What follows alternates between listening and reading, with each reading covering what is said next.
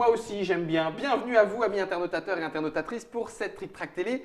Une fois n'est pas coutume, particulière, puisqu'il va être question de jeu, et pourtant on ne va jouer à rien, si ce n'est jouer un petit peu de cette comédie humaine, de la représentation, puisque nous allons parler des auteurs de jeux avec la SAJ, S-A-J, la Société des auteurs de jeux, représentée ici. Alors, comme j'ai oublié de vous demander quel était votre rôle au sein de la SAJ, il y a Henri. Voilà. Alors, moi, je suis Henri Kermarek. Voilà. Bonjour. Auteur de jeu, salut. Auteur de jeu, bonjour. Président. Cette année, je suis président. Ouais. Cette année, J'ai pris président. la suite de notre illustre Laurent Escoffier, qui les 2 dernières années avait la présidence. Il s'est barré en courant, ça lui a fait beaucoup de mal. Il a eu très peur, il s'est barré et du coup personne ne voulait le faire, alors c'est moi qui m'y colle. C'est toi qui t'y colle. Voilà. Et Hervé Marly, salut Hervé. Ça va? Président aussi? Ah non. Non, et tu sais que pour être président, il faut quand même avoir des capacités que je ne possède pas. Arrête pas ta couffin. Je suis juste auteur et nouveau membre du CA Intéressant, d'accord. depuis, je sais pas, 2 mois. C'est Un pas mois, Cannes? 2 mois, Je sais plus pas. quand tu À t'es Cannes, inscrit, il y a Hervé. eu la- Mais tu as été présent à toutes les réunions publiques et tu as Ouais. toujours été très Bah, concerné. je me donc, sentais concerné, ouais. Oui. Après Cannes, effectivement, je crois Après que c'est Cannes, ça. hein, c'est Ouais. ça. Voilà. Alors pour reprendre un petit peu, vous avez le logo qui nous est mis par Germain qui réalise, la Société des auteurs de jeux. On va commencer par le commencement. Ça a démarré il y a 2 ans. 2 ans. Nous sommes en 2019. 9, donc en 2017. Volonté de. Alors, en fait, pour reprendre un petit peu à rebours, c'était un peu avant 2017. D'accord. Puisqu'en 2017, il y a eu la première AG où les auteurs se sont retrouvés avec l'intention de se fédérer. Mais ça a été déjà amorcé en amont par, entre autres, Romaric Gallonnier, qui avait à l'époque, par le biais de Facebook, lancé un espèce d'appel comme ça d'armée mexicaine à tous les auteurs de ses amis Facebook, dans une même conversation, ou après ça a été un groupe, etc. Pour discuter sur le fait, bon, qu'est-ce qu'on fait? On se regroupe, qu'est-ce qui se passe? Qu'est-ce qu'on fait? On fait un truc là ou Il quoi? se passe un truc autour des auteurs Bah, ou il faut pas savoir qu'il y a quand même les collectifs d'auteurs qui existent maintenant depuis 5-6 ans facile, hein, et dont la plupart sont maintenant pérennes.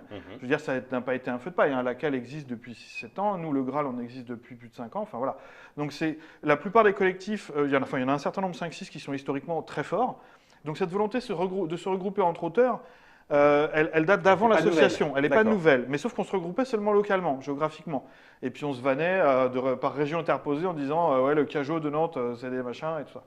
Mais sinon, voilà, ça existait déjà avant. Et Romaric, quand il est arrivé avec le projet de l'association, son intention c'était d'avoir au conseil d'administration au moins un membre de chaque collectif pour être D'accord. représentatif et d'avoir un pied comme ça dans les toutes les territoires. régions. Exactement. Donc il a demandé à chaque grand collectif s'il voulait bien amener un des auteurs. Voilà. Et puis moi, pour le Graal, du coup, il m'a demandé si je voulais bien venir. Et puis j'ai dit oui. Et c'est comme ça que tu t'y es retrouvé. Et c'est comme ça que je m'y suis retrouvé, figure-toi. Voilà. Et donc l'association a démarré en 2017. Alors c'était une déclaration d'intention en 2017 à Cannes, hein, parce que l'association n'existait pas encore, tout restait à faire, il fallait la créer, il fallait les statuts, le site internet, les modalités d'adhésion, etc., etc., Ouais. etc. Cette assemblée générale, qui n'en était pas une, qui était juste une réunion, Oui.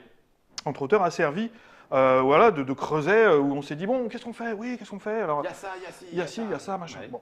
Et d'ailleurs, à la base, à l'époque, c'était encore assez timide, même s'il y avait quand même des gens qui étaient venus, je me rappelle, à cette réunion. Oui, il y avait une volonté, mais tout le monde ne savait pas trop sur quel pied danser, parce qu'il faut voir que l'auteur de jeu est quand même un animal solitaire à la base. Okay. C'est-à-dire que chacun crée dans son coin. Oui, des fois deux ou Non, trois. mais la co-création, ça se fasse, mais on travaille rarement en Ouais, groupe. ouais. C'est moins vrai depuis les collectifs, justement, mais je dirais qu'historiquement, quand même, c'est un travail où, un peu comme écrivain, on est chacun devant sa feuille blanche pour reprendre le cliché. Et voilà, on travaille seul. Voilà, et donc on n'est pas individualiste, mais juste, voilà, solitaire, par essence, par nature, de fait. Bon. Et donc, c'était pas évident, on était tous méfiants. Puis, on savait pas trop comment se projeter dans ce regroupement. Alors, tout de suite, on commençait à parler politique. Oui, mais alors attendez, vous allez faire quoi? Est-ce qu'on est un syndicat? Oui, non. Ah non, moi non. En interne ou même déjà en Ah, non, non. externe? Tu veux dire publiquement ou... C'est ça, est-ce que publiquement, est-ce que les éditeurs, est-ce que les distributeurs commencent déjà à dire... Ah non, eux, ils s'en foutaient, tout le monde Oui, s'en c'était foutait. pas- Là, c'est entre d'accord, auteurs, c'était tu vois. Voilà. D'accord. Non, non, là, je parle que de nous, le feedback des autres intervenants, professionnels. Mieux qu'après. Oui, oui, on a discuté, on a papoté, mais ils nous laissaient faire notre truc. On n'a eu aucun. Voilà, ils nous regardaient dans l'expectative en disant, mais est-ce qu'ils vont arriver à s'en sortir? C'était déjà C'était déjà un bon c'est gageur, quoi, hein. Un sacré challenge. Voilà. Donc, il y a eu cette assemblée générale en 2017 à Cannes. Suite à ça, on a annoncé le premier conseil d'administration. Donc, il y avait voilà, Romaric, moi, Charles Pionneau, il y avait Julien Protière pour la cale, Romaric pour le malt, etc. etc. Ce sont des acronymes de regroupement Oui, d'auteurs pour ceux qui nous suivent et qui ne le savent pas. Oui, les collectifs d'auteurs, qui sont des regroupements géographiques d'auteurs de jeux. Généralement, c'est dans les grandes villes de France parce que ça agrège un peu toutes les agglomérations d'autour, etc. Et donc, c'est des auteurs qui se retrouvent pour travailler ensemble sur leur prototype, partager leurs expériences, leurs informations, s'aider tout simplement, se donner des idées. Voilà, on a mis la carte là à la caméra, c'est super. Donc là, il faut savoir que ce qu'on voit, les petits points sur la carte, c'est les adhérents actuels de la SAGE. D'accord. Actuellement, la SAGE compte, après 2 ans d'existence seulement, donc on compte un peu plus de 250 adhérents. Après la cagnotte, là, on doit être en a 260, 270. Il y a des... Alors, je sais qu'il y en a, mais je vais le faire sous format question. Oui. Il y a des conditions pour pouvoir être membre de la SAGE? Alors, Parce que si quelqu'un a 39 prototypes dans son garage, mais pas un seul édité, publié, il peut adhérer quand même. Ah, d'accord. Et tu sais quoi? Ouais. Non, mais c'est voilà. impossible de mettre des conditions. Ben Enfin, oui. on peut en mettre, Ouais. mais c'est tellement variable. Est-ce qu'on dit il faut au moins un jeu publié? Pourquoi? Si par exemple je suis auto-édité, Ça compte? est-ce que ça compte ou pas? Est-ce que, bon, alors un seul ça va pas. On va dire 3, mais 3 sur combien? 10 ans? 1 an? Et si j'en avais fait 3, mais qui sont vendus à 500 exemplaires à ma famille et à mes amis, est-ce que ça compte ou pas? J'en ai fait qu'un, Voilà. ouais, d'accord. Bon, Donc, on a dit auteur et on ouvre. Et puis c'est tout. D'accord. puis on est à 250, hein, donc ça va. Hein, Oui, c'est on n'est pas ça submergé non Ça n'a plus. pas été... On va en parler après, mais finalement, c'est hyper représentatif. Tout ce que tu viens de dire, Hervé, c'est hyper représentatif du peuple des auteurs de jeux, de la population des auteurs de jeux, de ce qu'on est. Quelque chose de divers. Extrêmement hétéroclite. Il y a autant de types qui s'auto-éditent, de ceux qui ont 39 protos et pas seul édité, de ceux qui en ont 2 édités mais qui du coup en vivent, de ceux qui en ont 15 édités mais qui n'en vivent pas, de ceux qui ne veulent pas se faire éditer parce qu'ils veulent faire du jeu gratuit, de ceux qui... Il y a tous les cas de figure, toutes les intentions, toutes les envies. C'est vraiment très hétéroclite. Donc, vous avez gardé cette ouverture et cet hétéroclisme. Alors oui, l'intention c'était de rester ouvert. Alors on peut quand même, en gros, il y a quand même ceux qui ont de l'expérience, qui sont plus ou moins soit professionnalisés, soit qui ont l'intention de l'être. Et il y a tous les plus ou moins débutants, amateurs, tous ceux qui commencent, qui arrivent, qui connaissent pas, qui sont là, hey, salut, j'ai créé un jeu, il y a de la lumière, je suis rentré. Voilà. D'accord. Et la cotisation, 15 € à vie. 15 € à vie, donc là c'est pareil, c'est Open bar. Un choix Un choix fort. de ne pas gagner d'argent, C'est un clairement. choix de- Ah bah clairement. oui, Puis carrément. de ne pas enfin, on en reparlera d'ailleurs, puisque ça a des impacts sur par Bien exemple, des entendu. lancements de cagnottes pour continuer à faire voilà. des actions, etc. Juste avant, pour Vas-y. finir un petit peu dans cette histoire, Hervé, toi qui es sage, n'existait-il déjà pas un organisme qui regroupait des auteurs de jeux qui ont à Cannes régulièrement leur petit stand? Alors le nom m'échappe. C'est la mais- maison des auteurs de jeux. Guillaume. Ah, merci Henri. Et alors, pour la Et petite alors, du histoire, coup, figure-toi alors- qu'ils étaient présents à l'Assemblée constitutive de 2017. La maison des auteurs de jeux. La maison des auteurs de jeux. Et en fait, pour les représenter, il y avait 2 vieux bonhommes aux cheveux blancs, sympathiques comme tout, même si un des 2 était un peu plus vénère. Et Ouais. il avait son livre comme ça qu'il essayait de nous vendre toutes les 3 fois. Il nous disait, d'ailleurs, ce livre que j'ai écrit recense bien tout ça. Et en gros, c'est vrai qu'ils existaient. Et des gens comme Bruno Catala, Roberto Fraga, qui étaient là il y a... Voilà, ils y ont adhéré d'ailleurs à l'époque. D'accord. Et ils en sont partis parce plein que... de raisons. Pour plein de raisons de l'époque, on s'en fout. Et si tu veux, cette association qui, et c'est vrai à la base, avait vocation à rassembler les auteurs de jeux, eh ben, plus ou moins périclité, hein, clairement, parce que voilà, on voit bien le public, enfin les gens qui sont venus, ils sont pas, pour moi, ils n'ont pas pied dans le jeu de société moderne et dans le milieu de l'édition du jeu de société moderne tel qu'il est actuellement. Mais ça n'aurait pas empêché, ils auraient très bien pu, effectivement. Mais leur continuer. question, c'était pourquoi vous avez tous pas adhéré chez nous, on existe déjà. Oui, je comprends. Et il a C'est fallu pour ça- leur- C'est pour ça que moi, je me suis permis de poser la question. C'est vrai que je me suis tourné vers. Ah oui, alors encore moi, je n'ai Désolé. jamais adhéré. Alors- Non, mais il a Mais fallu- c'est vrai que historiquement, il y avait déjà Oui. eu cette maison des auteurs qui était aussi peut-être certainement témoin d'une époque où on n'avait pas à se poser toutes ces questions-là. Donc c'est peut-être aussi en lien avec ce que tu dis. Ils se posaient des questions qui étaient très proches de ce qu'on a actuellement, Ah, simplement d'accord. ils étaient beaucoup Ok. moins. D'accord. C'est-à-dire que eux, de mémoire, ce qu'ils faisaient, c'est qu'entre autres, par exemple, ils faisaient de l'achat mutualisé de matériel. Ça, on le fait dans les collectifs. En gros, ça faisait la taille d'un des collectifs actuels. Ils étaient 15, 20, peut-être à la grande époque, ils étaient 40, 50 au max. Mais ils faisaient du déplacement en masse sur Nuremberg, par exemple, pour aller montrer leurs protos aux éditeurs. Ils s'étaient fait un catalogue de leurs protos, mutualiser leurs trucs pour se faire un catalogue de leurs jeux, tu vois. Oui, donc il y avait. Il y avait une volonté de D'accord. mutualisation, une volonté de faire les trucs en commun.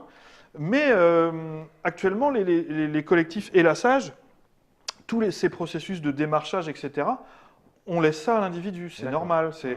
Ça, c'est des trucs, on peut t'informer, on va pas te prendre par la main et t'emmener à d'accord. Nuremberg et te payer le billet. Non, D'accord. clairement pas. Ouais. On fait un C'est travail. ça un peu le principe de la SAGE. Hein. C'est l'information et essayer de faire en sorte, une bonne fois pour toutes, que les choses soient simples et claires au niveau administratif. D'accord. Ce qui n'est pas la partie la plus simple Donc ça, c'est notre objectif. Tu dirais que c'est les deux gros buts de la SAGE? tout à fait. Dans les deux gros marchés entrepris là Beaucoup d'auteurs sont un peu perdus, hein, surtout les nouveaux, quoi. Ben, c'est un peu logique, hein, ils arrivent. Et à peu près tous les nouveaux auteurs tombent toujours dans les mêmes pièges et dans les mêmes questions. Donc mettre en place quelque chose qui leur permette d'éviter de faire des bêtises, des erreurs, ça fait partie du travail de la SAGE. De la même façon que finir par expliquer que là, pour l'instant, ça se passe bien parce que, bon, bah, globalement, avec les éditeurs, les gens sont à de bonne 90%, constitution. il n'y a aucun problème. Ouais, bien sûr. On est sur la même longueur d'onde et on ne souhaite pas du tout entrer en conflit quelconque, même si le fait d'avoir deux organisations, ça peut paraître un peu de mettre le terrain dans cette configuration-là. Ouais. Mais le vrai combat, c'est un combat en commun que l'Union des éditeurs de jeux fait de leur côté et que nous, on va essayer de faire d'une autre, pour qu'on n'ait pas à naviguer dans un statut qui est flottant. Alors, en fait, si on parle de statut, justement, les statuts de l'association désignent 3 objectifs clairs. C'est la défense du jeu de société en tant qu'objet culturel, la défense du droit des auteurs, enfin la reconnaissance du jeu de société en tant qu'objet culturel, la défense du droit des auteurs, et je ne sais plus c'est quoi le troisième, mais ça pourrait être l'information, me paraît, Oui, c'est c'est ça. un axe très fort. Voilà. Surtout l'information, mais dans défense des droits des auteurs, ça regroupe à la fois la défense du statut par rapport à l'administration fiscale et sociale, et aussi la défense des droits, bah oui, de façon contractuelle, de manière professionnelle, quand les auteurs ont à négocier un contrat, les informer sur les processus éditoriaux, etc. Ça en fait partie aussi, évidemment. Voilà. Donc ça, c'était 2017-2018. Tu viens du coup d'en parler. C'est vrai que, alors en face, c'est pas vraiment le bon mot parce que comme si c'était… Ah non, parce que alors, ça a un gros problème de trouver les mots qui désignent sans mettre une… De l'autre côté, alors de l'autre côté, non, dans le même temps… Et en même temps… Et en même temps, voilà. l'Union des éditeurs de jeux, la WEJ, s'est montée. Oui. Et extérieurement, donc je vais utiliser mon côté naïf. Vas-y. Tu veux bien, Hervé ? Mais je t'en prie. Vas-y, continue ton travail de comédien. Extérieurement, tu te dis, ben, des éditeurs, des auteurs, organisés, ça y est, il y a tout ce qu'il faut pour qui va tirer le premier, qui va… Et tu l'as dit, c'est pas l'objectif. Mais non, Mais non, en c'est plus, stérile, totalement personne n'a stérile. jamais tiré. Et en fait, moi, pour te reprendre un autre perspective par rapport à ce que tu dis, Très bien.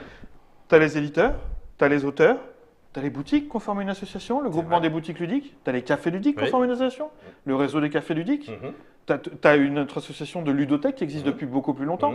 Les T'as toutes ces- illustrateurs, ils pensent. Alors, les illustrateurs, ils sont défendus par d'autres biais. Les associations des illustrateurs, il y a le Snack BD, etc. etc. Bon. Mais ils ont déjà leur statut, c'est différent encore. Mais je veux dire, ces associations de professionnels du jeu de société, pour éviter de prendre un angle d'attaque, de voir les choses ambiance western, on crée une frontière entre éditeurs et auteurs. Non, c'est pas le but. Le but, c'est que le milieu du jeu de société s'est professionnalisé globalement au même moment. D'accord. Et c'est dû au développement du marché, c'est naturel. C'est Et si on veut être crédible dans nos démarches auprès de la législation, de l'administration, il faut au préalable qu'on ait forcément un organisme représentatif des auteurs. On ne va pas demander à chaque auteur d'aller toquer à la porte en disant il voudrait avoir un texte qui nous explique qu'on soit là. Non, il faut qu'on soit représenté tout simplement. Hein, c'est pas plus compliqué Voilà, que c'est ça. pas plus compliqué que ça et c'est pas forcément plus belliqueux que Mais ça. absolument pas. Encore une fois, je sais pas, dans 90%, moi, même peut-être 95% des De ton contacts, expérience. de mon expérience, il n'y a vraiment eu aucun problème. Et quand il y aurait pu y en avoir un, mais j'ai pas signé. J'ai dit non, ça m'intéresse pas. Tes propositions ne coïncident pas avec ce que je pourrais accepter. J'aurais pu accepter par le principe parce que pour dire ah ouais, un jeu de plus, super. Mais par solidarité avec le reste des auteurs, dans ces cas-là, je dis non, c'est pas possible. Ce que tu proposes là, c'est non. Non. Ouais, Et d'accord. même Mais au-delà tout de le monde n'est pas forcément dans la cette position de optique-là. pouvoir refuser. Je Ouais, sais. et justement, c'est là où ce qui intéresse, au-delà de ton expérience, où peut-être toi tu peux te permettre de refuser, effectivement, il faut le dire. Hein, bon. Voilà, tout à fait. Mais ce que donne comme chiffre la consultation des auteurs qu'on a Alors. fait à l'hiver dernier, on en reparlera un peu plus tard, mais Non, juste, c'est très bien. juste sur ce problème-là. Faisons-le maintenant. Vous avez fait une consultation. On a fait un petit, on a relayé l'article pour qu'il y ait un Ouais. maximum de gens qui justement y répondent. La consultation, l'objectif, c'est Ok. d'avoir un panel le plus. Alors, si tu veux, je peux détailler un peu ce que c'était la consultation. Justement, vas-y. Le principe, c'est qu'on a fait appel. Alors, il a fallu qu'on attende d'avoir déjà un certain nombre d'adhérents. Hein. Historiquement, si vraiment tu veux qu'on fasse les choses dans l'ordre, il aurait fallu parler de comment on s'est construit, etc. On va passer la création du site internet. On a parlé un peu d'adhésion à 15 euros, etc. Donc après, on a eu un site internet, des moyens d'exister, des moyens d'adhérer, surtout en ligne, et puis roule ma poule. D'accord. Après, il fallait penser à des actions concrètes. Ok. Le but ultime, c'est-à-dire le but avéré de l'association, c'est de nous fédérer pour aller voir l'administration française et obtenir un statut légal, fiscal, social. Mais avant ça, il y avait quand même des étapes à franchir, des choses à faire. Il fallait d'abord nous informer nous-mêmes, en tant que corporation, métier, nous-mêmes en tant qu'auteurs, tout simplement. Cette consultation était nécessaire parce que pour aller voir les administrations, il fallait leur dire, regardez, on est tant, voilà quelle population on représente, voilà quel chiffre d'affaires, enfin avoir des chiffres, ils aiment les chiffres, les administrations. Il nous fallait un dossier qui soit béton, avec du chiffre, avec du fait, et dire, au doigt mouillé, on est plein. Mais vraiment, je vous jure, on est plein. Donc ça mérite une petite ajout dans les. Donc bon voilà. Donc cette consultation était nécessaire. Donc c'est un des projets qui a été les plus. C'était dès le début, on a eu ce projet. Après, ça a pris un peu de temps à se mettre en place parce que les contingences. Il faut savoir que comment fonctionne l'association. On a tous les adhérents et il y a un conseil d'administration qui est composé entre 6 et 12 personnes. Là cette année, on est 12. L'année dernière, on était 7-8. Voilà. Ça dépend des disponibilités de chacun. C'est que des bénévoles. On a 0 salarié, donc, et comme la plupart des auteurs de jeux, on n'a pas qu'un seul métier, celui d'auteur de jeu. On a souvent 2 métiers, peut-être même une famille des fois. Donc ça veut dire, tu as ton métier qui te fait manger des pâtes, tu as ton métier d'auteur de jeu, tu les aménages comme tu veux, en plus tu as ta famille, et donc après, tu vas donner de ton temps pour cet assaut, quoi. Et en fait, le principe actif, les forces vives de l'association, celles qui font avancer les projets, c'est ce conseil d'administration. Évidemment, on prend la température auprès des adhérents, et c'est les adhérents qui, ne serait-ce que par leur volonté d'avoir créé l'asso, etc., c'est eux qui donnent les directions à suivre. Et quand à chaque AG ou à chaque réunion publique, on dit voilà où on en est, est-ce que quelqu'un a des questions, ou est-ce que ça vous semble bien? Est-ce que c'est raccord? Bon, on continue d'avancer. Vous êtes adhérent. Est-ce qu'on fait du bon boulot ou pas? Est-ce que ça vous va comme on continue ou pas? Voilà, ou est-ce que je dois dire? Jusqu'à présent, tout le monde dit ok, c'est cool, on y va, on continue. Mais il faut savoir que c'est ce conseil d'administration qui donc change tous les ans, ça tourne. À part moi qui suis depuis le début, mais il y en a d'autres qui sont changés. Il faut bien une pierre à la base. Non, et puis je finirai par m'en aller aussi, c'est pas le problème. C'est bien que ça tourne, qu'on se transmette le flambeau. Parce que dans ces cas-là, tous ces mecs, j'allais dire tous ces gens, puisqu'il y en a eu même des femmes.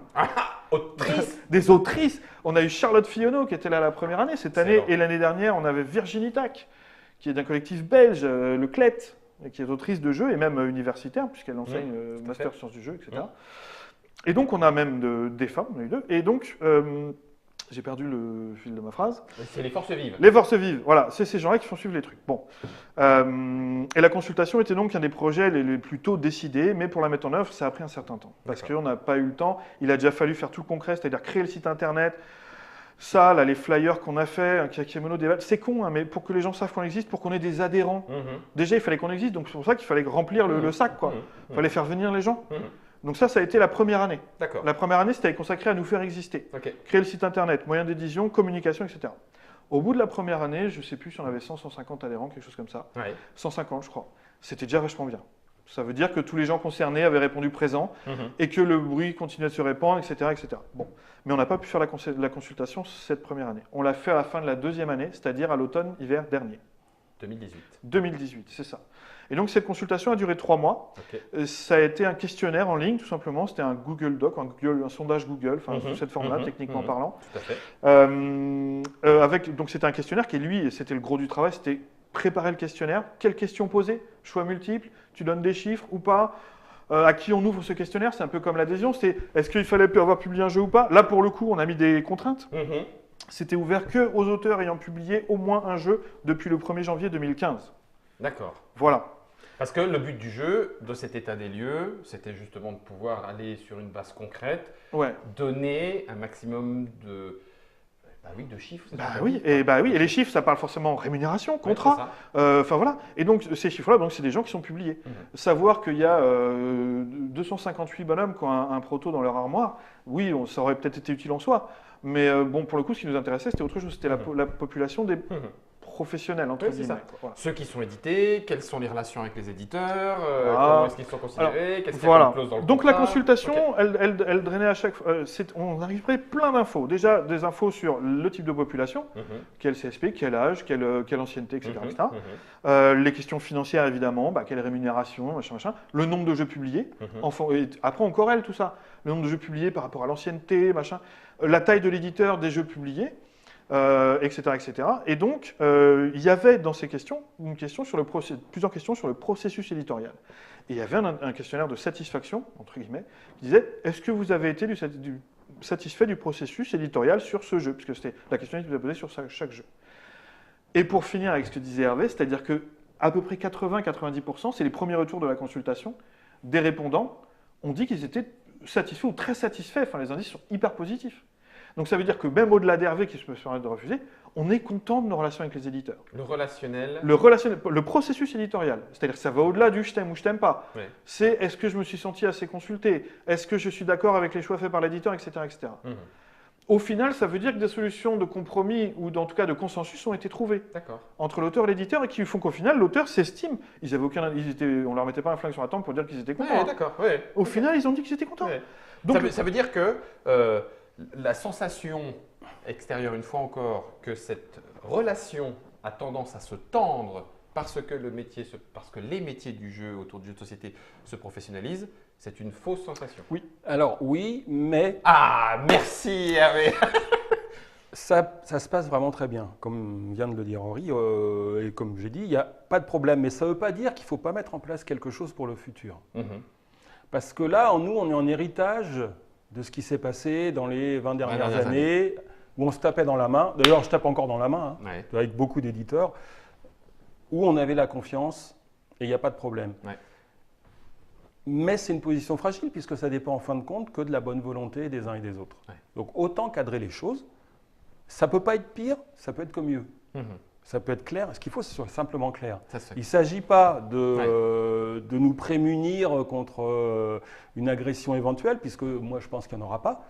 Mais s'il y en a, Ça sera prêt. ce sera prêt, on sait où on va. Et c'est une façon aussi de dire aux éditeurs qui auraient des mauvaises pratiques, ça ne passera pas. Ça passera pas. Et que nous sommes attentifs. si ça se l'Union voit. des éditeurs de jeux aura peut-être du mal à faire une sorte de police entre c'est parenthèses pas leur rôle. entre eux, nous on est là pour dire non, ça marche Ça, on pas. n'accepte pas. On veut des gens qui jouent la règle, la bonne Mmh, règle du jeu. Hein. mmh. On est dans les Ouais, jeux, il y a c'est- une règle, Mmh. il faut respecter la règle. Mmh. Vous avez décidé de ne pas la suivre ou de la suivre d'une façon qui n'est pas très convenable.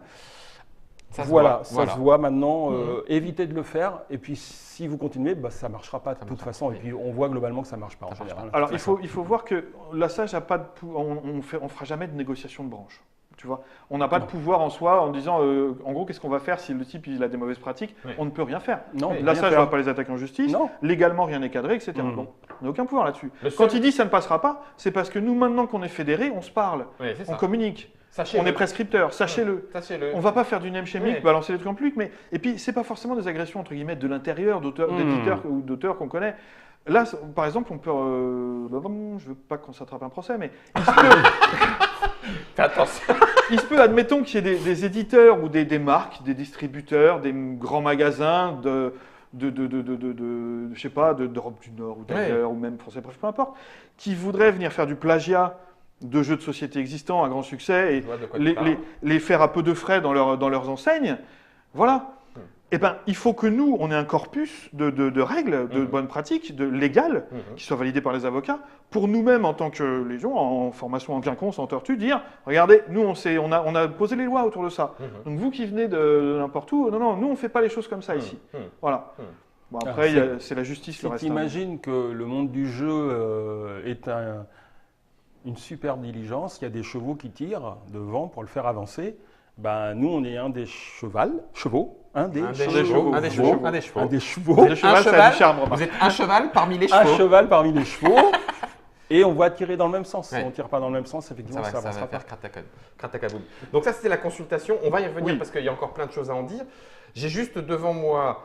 Alors, normalement, ils n'existent pas sous ce format-là. Oui, en vrai, ils ne tu veux sont dire, en qu'en papier. PDF. Oui. Là, on les a pour pouvoir justement les montrer. Vous avez auparavant aussi, toujours dans cette optique de poser bien comme il faut les bases, cadrer avec les premières choses sur lesquelles on peut aller vite, entre guillemets, même si ça a demandé beaucoup de travail.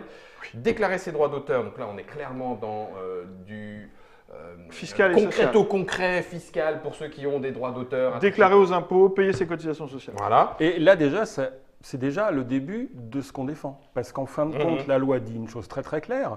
Bon, il faut déclarer nos impôts, les revenus, c'est une chose. Oui. Et il y a le statut social. Sur tous les droits d'auteur, théoriquement, on devrait payer des cotisations. On doit. Enfin, oui, le texte de loi est très clair, c'est on doit. Depuis le premier euro, il n'y a c'est pas clair. du genre en dessous de 7 000 En ou dessous de machin. machin. Non. C'est premier euro, tu dois payer cotisation sociale, sécu, vieillesse, patin couffin. Bon. Le problème, c'est qu'on ne sait pas à qui les payer. Pour beaucoup d'auteurs, ils disent OK, d'accord, à qui je les paye? Visiblement, il y a même eu des demandes et en fonction des administrations, on te répond des fois pas tout le temps la même chose. non Ah plus. ouais, alors Ça, bon, c'était il y a longtemps, mais oui. c'est effectivement vrai. Moi, quand j'ai fait que je me suis installé en profession libérale, il y Ouais. a plein de statuts possibles. Moi, c'était profession libérale, c'était une galère, un jeu, parce que j'ai fait un vrai tour de toutes les administrations qui me renvoyaient les unes aux autres pour revenir à mon point de départ, Ah ouais, donc c'est- au centre des impôts Ouais. de Montreuil, Donc à c'était qui bien j'ai dû galère. imprimer le texte de loi qui expliquait que c'était bien eux qui Enfin, peu importe. Monsieur, je vais vous Mais là, en apprendre. Ok. l'occurrence, quand on est aux AGSA, il n'y a pas de problème. Donc les AGSA, Maintenant, de fait, ils nous acceptent. maintenant, ils nous D'accord. acceptent. Ok. Grâce au travail de grands anciens, Oui, c'est vrai. comme clairement. Philippe Despalières, par exemple. Comme qui a- Roberto Fraga. Comme Roberto Bruno Fraga. Fediti. Non, oui. Bruno, il est est plus différent récent. encore. Donc, ils ont un petit peu mis le pied dans la porte. En l'occurrence, pour Philippe Despalières, le fait est qu'il avait édité un jeu qui était un livre, tu sais, Joyeux anniversaire. Donc, ça a dû aider pour faire en avancer. sorte qu'il puisse être admis aux AGSA, parce que moi, j'ai dû passer devant une commission pour analyser si oui ou non on pouvait être accepté aux AGSA. Bon, Ouais. moi, le coup de bol, c'est que j'avais Petit meurtre et fait divers, Oui. qui est Il y avait quasiment aussi que un du format- rédactionnel. Un format quoi. livre aussi, oui, tout à Ouais. fait.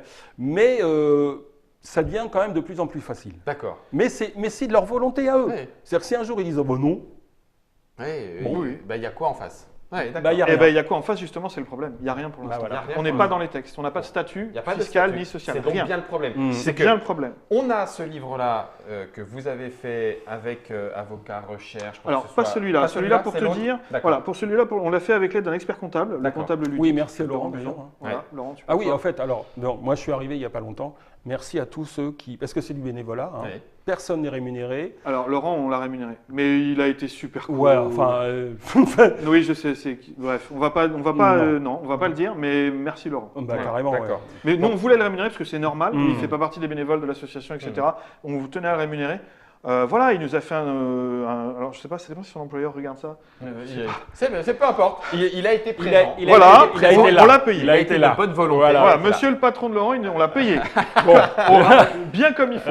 Voilà. En l'occurrence, Henri, par exemple, qui vient de Rennes, c'est frais personnels, quoi. Mhm. Oui, voilà. là, c'est Oui, clair. là, aujourd'hui, c'est pour ça, on est encore dans cette oui. volonté. On parlait hors caméra de la cause. Il y a vraiment, entre guillemets, Mais- cette volonté à faire avancer la cause. Et d'ailleurs, on y reviendra aussi avec Mhm. Hervé, en fonction de l'endroit duquel l'auteur s'exprime. Et comme il y a cet éclectisme, et cet hétéroclisme, et ben, en l'occurrence, Moi aussi, j'en ai fait c'est quand difficile, j'étais jeune. c'est difficile de faire parler tout le monde de la même chose.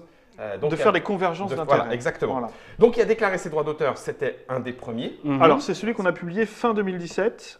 Donc, c'est moi et Laurent Buzon qui l'avons rédigé. Et donc, ça concerne, et dans l'introduction l'explique très bien, c'est-à-dire, OK, on n'est nulle part dans les statuts, mais Pour l'instant, il faut faire les choses bien quand même. d'accord. Donc, faisons-les jusqu'à ce qu'on nous dise on n'a pas le droit, non, vous n'avez pas le droit de faire comme ça, et dans ces cas-là, on aura des courriers à la pluie pour aller voir un avocat, etc. etc. Ok. Mais d'ici là, pour faire tout bien, pour pas qu'on vienne après nous taper sur les doigts en disant vous n'avez jamais fait rien de bien, voilà comment il faut faire. Voilà les bonnes pratiques. Donc, j'en reviens à la suite. Oui. C'est que il y a les bonnes pratiques. Hervé, tu le disais, c'est bien aussi. Enfin, vous le disiez tous les deux, c'est bien parce qu'en face, pour l'instant, ils acceptent aussi que ça passe par eux, la G5 et tout ça. Ça pourrait changer, auquel cas on se retrouve avec le bec dans l'eau. Ouais, Bon, c'est peu probable, mais peu oui, probable. mais c'est Ça pourrait. théoriquement possible. Donc du coup, besoin d'un statut, et on va y revenir, c'est l'objectif central de la SAGE. Il y a eu le deuxième, et là cette fois du coup avec avocat, le contrat Oui. d'édition. Tout à fait. Alors celui-là, il a été publié en début d'année à l'AG de Cannes 2019 du coup. Et pareil, lui, en fait, il a été mis en chantier au début de l'année dernière, mais il a pris plus de temps que prévu. Je ne vais pas revenir dans les détails, Ça va mais être complexe. ouais, oui, Oh la c'était. vache. C'était chaud. Les deux sont techniques à leur manière. L'un, lui, il est technique juridique parce que ça parle surtout de propriété intellectuelle et des contrats. Ouais. L'autre, il était technique administratif puisque c'est comment déclarer, avec quel statut, quel type de assurance vieillesse, taux, pourcentage. Oh, 1000 façons de mourir à la chinoise, tu vois. Donc, voilà. Mais celui-là a été chiant aussi dans son genre. Mais en même temps, ça fait partie de la complexité que tout professionnel se doit d'ingérer et de comprendre s'il veut après pas être complètement perdu dans ce truc-là. Personne n'y prend plaisir dans cette complexité et de ces méandres administratifs. Je veux dire, mais ça fait partie mais du jeu. ça c'est fait ce que tu partie du disais, jeu, c'est ça. oui. Si on veut faire les choses bien et si on se structure en tant que profession, etc., et ben voilà, il y a cette partie qui est chiante et que ce soit des commerçants, tout le monde fait sa compta, tout le monde a des contraintes, tout le monde, voilà. Et crois-moi que quand on a commencé, avant de publier le PDF de déclaration fiscale, on a lancé un petit appel sur notre groupe de discussion Facebook en disant, bon alors, comment vous déclarez, vous, tout le monde, vos impôts, vos machin, renvoyez-nous ça par mail à l'adresse mail de l'asso ou par Facebook, puis comme ça on fera une synthèse, et puis comme ça on verra tous les cas possibles, probables. On a eu des retours, il n'y avait pas 2 auteurs qui faisaient pareil.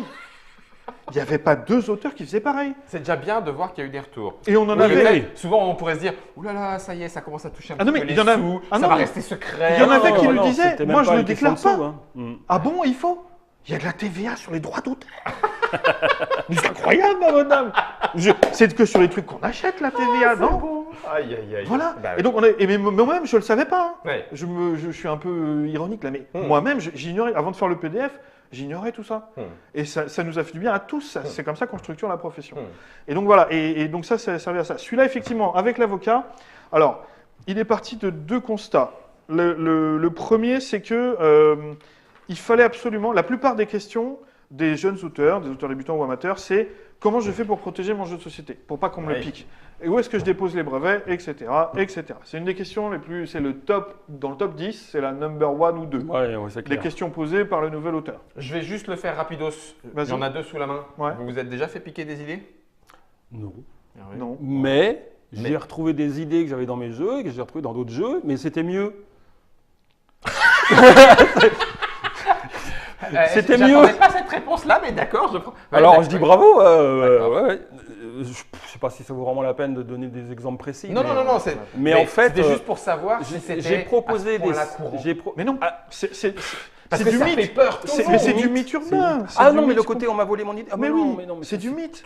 Il faut arrêter. Mais ça, on peut leur en vouloir. Hein. C'est des nouveaux auteurs qui pensent que on va leur piquer leur idée, mais il n'y a personne qui a intérêt à piquer les idées de toute façon. D'une part, et d'autre part, Et c'est que puis, leur bon, idée, il faut leur faire comprendre qu'ils n'ont probablement pas réinventé l'eau chaude non plus. Et puis, on a tellement d'exemples d'auteurs qui ont travaillé sur des jeux dans leur coin, puis qui vont faire un salon et qui retrouvent la même idée avec le même jeu quasiment ailleurs, en sachant très bien que c'est impossible qu'il y ait eu Il y a pas piquage, eu- quoi. On travaille tous à partir des mêmes matériaux, des mêmes composants, des mêmes backgrounds ludiques, de la même culture ludique, des mêmes courants d'idées, etc. Donc c'est évident qu'on va tomber parfois sur avoir les mêmes solutions, les mêmes idées, les mêmes envies. Ok, C'est ok. normal. Donc, la seule réponse, c'est faites jouer à votre jeu, exposez-le. C'est ça. C'est en fait, c'est Montrez-le au exactement max. l'inverse C'est l'antériorité de ce que du coup. pensent la plupart des auteurs en disant non, je ne veux pas le montrer, avec les fameux exemples typiques d'un auteur qui va voir un éditeur en disant voilà, j'ai un jeu qui est génial, hein, parce que ma Mais famille tu vas adore me et tout. signer un- Alors tu me signes un contrat, puis je te montre ce que c'est.